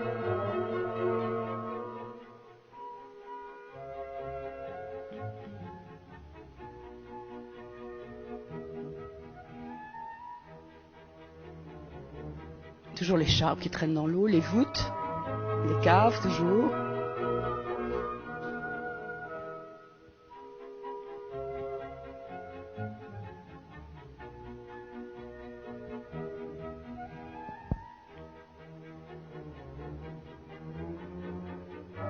Voilà, et ce qui est très beau, c'est l'éclairage qui vient de l'intérieur de la demeure du fantôme dans laquelle ils vont s'engouffrer tous les deux. Voilà, pardon d'avoir été si longue. J'ai dépassé mon temps d'un quart d'heure. Si vous avez des questions, bien sûr, j'y réponds avec plaisir. Et j'espère surtout ne pas vous avoir ennuyé avec cette histoire qui est à suivre.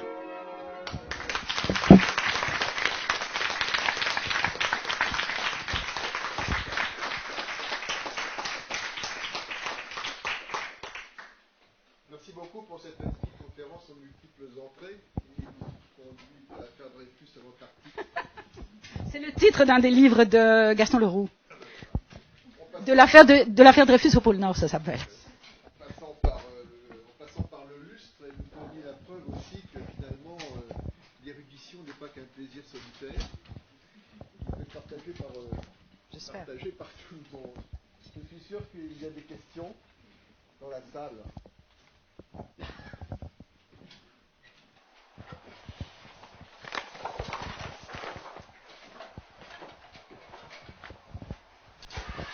Oui, merci beaucoup. J'étais absolument passionné par votre communication qui, en plus de ça, éclaire quelques zones d'ombre, qui étaient restées des zones d'ombre, comme toutes ces caves souterraines que l'on voit pour moi. J'avais quelques éléments, mais j'ai une question. Alors que justement, parmi les énigmes que j'espère que vous résoudrez, c'est celle du bal masqué qui est donnée est-il dit, en l'honneur d'un illustrateur célèbre. Oui. Et j'ai essayé de voir ce qui pouvait coïncider avec les grands illustrateurs de l'époque et j'ai pas trouvé. Donc... Je pense que c'était Alfred Grévin, en fait, puisque je me suis posé la question aussi comme vous. Timothée Picard est l'auteur d'un formidable livre qui vient de sortir. qui parle beaucoup du fantôme de l'opéra, qui est justement la civilisation de l'opéra, sur la civilisation de l'opéra du temps du fantôme. Écoutez, Timothée, moi, je pense que c'est Alfred Grévin, pour la bonne raison que dans son livre, Gaston Leroux, quand il décrit une des danseuses, je crois que c'est la petite James, Cécile James, un nez à la Grévin, une figure à la Grévin, etc. Il fait apparaître Grévin dans son livre. Donc c'est vrai on a le choix parmi les illustrateurs de l'époque. Je pense que c'est Grévin. D'accord. Voilà. Merci d'avoir éclairé cet aspect. Je vais peut-être laisser le micro. Je sais pas si... Il y a juste un élément. Il y a plein de choses que vous allez éclairer, ça me passionne. Apparemment, d'après ce que j'ai compris, il y a quelqu'un qui a fait le lien entre l'Opéra de Paris et les studios Universal pour la réalisation extrêmement précise et exacte et magnifique des dessous de l'opéra. Donc quelqu'un qui s'appellerait Ben Carré, qui aurait dessiné très précisément, qui aurait travaillé dans l'opéra et qui aurait pu fournir des dessins très précis à l'Emeleux, mais qui n'a pas participé à la réalisation du film, et beaucoup plus tard, il aurait vu le film et aurait été satisfait, aurait témoigné de son intérêt, de sa satisfaction devant la précision de ce qui avait été fait. Voilà. Mais ça, il y a un spécialiste américain en fait de ce film de 25-29 qui a enquêté très précisément sur ces sources-là. Et ce serait intéressant de voir comment se fait le lien, évidemment, entre l'Opéra de Paris et la reconstitution dans les studios Universal. Alors, le nom de Ben Carré ne me dit rien, Mathias. On peut imaginer que c'est Benjamin Carré, mais je ne sais pas du tout si ça renvoie une... Benjamin Carré... Ça me dit rien, mais j'ai pas du tout travaillé sur les archives de la Universal et j'ai pas lu le livre sur le... Voilà, mais enfin c'est juste une question, parce qu'une question qui m'intéressait beaucoup. Mais oui, bien dans sûr, le livre, il y a sûrement quelqu'un de l'espace de l'opéra à l'espace du cinéma, et donc qui a fait la transition pour cette reconstitution si précise et si extraordinaire de l'opéra. Alors on peut imaginer aussi, puisque vous avez vu la photo des dessous qui est dans un des numéros de l'illustration de 1907.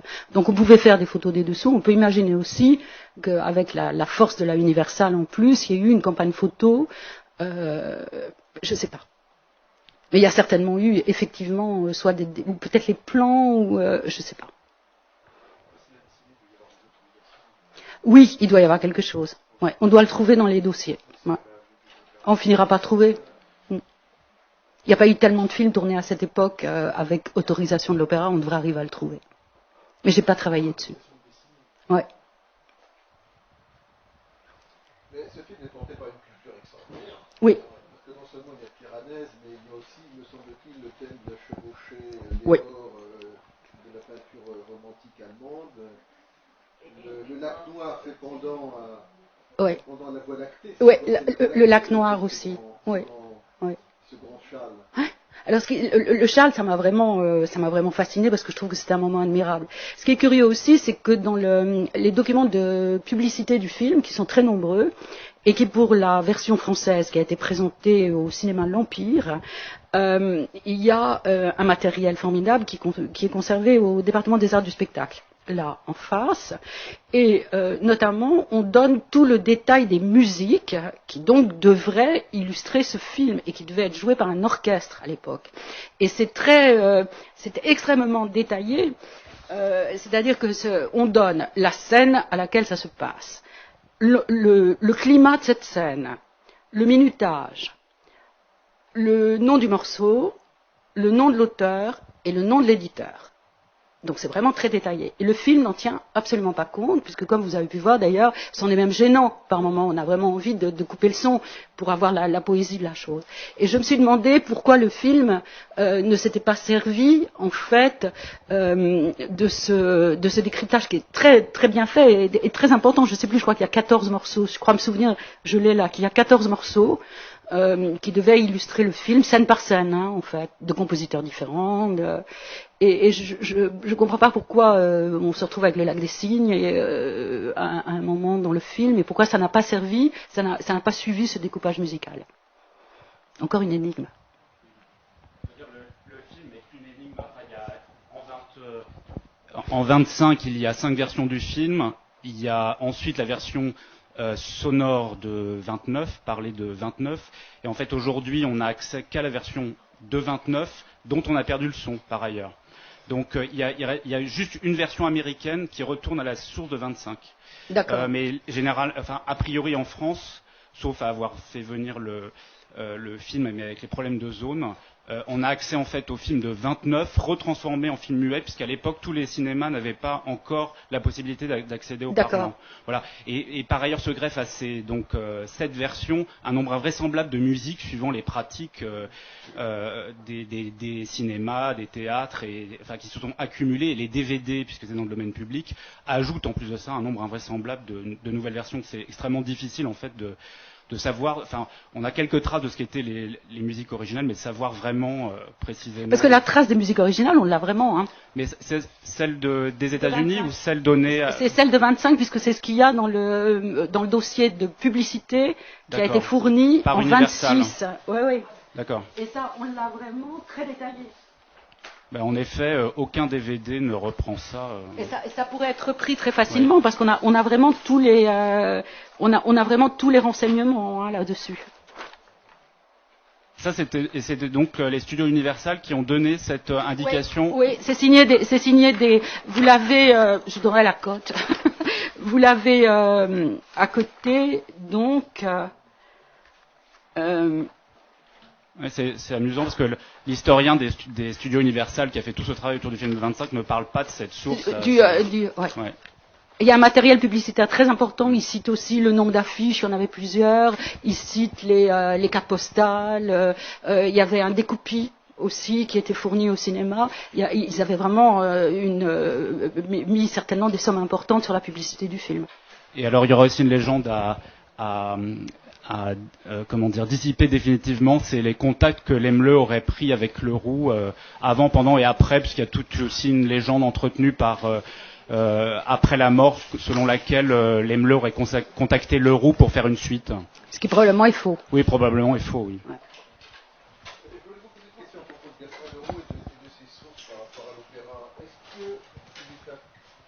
Inenvisageable qu'il ait pu faire la connaissance d'élèves de Charles Garnier, qui étaient très présents, comme Jean-Louis Pascal, Nénaud, Cassien Bernard. Très certainement, puisque Garnier est mort en 1898, donc oui. Il n'a pas. Il aurait même pu connaître Garnier d'ailleurs. Qu'il remercie, mais il remercie à un moment l'architecte de l'opéra, ce qui veut dire qu'il a été voir Pascal, justement, à l'époque, et certainement il les a rencontrés. Pas seulement les peintres et les illustrateurs, voilà, c'est ce que je veux dire. Mais certainement les architectes. Est-ce qu'il y a encore une question ?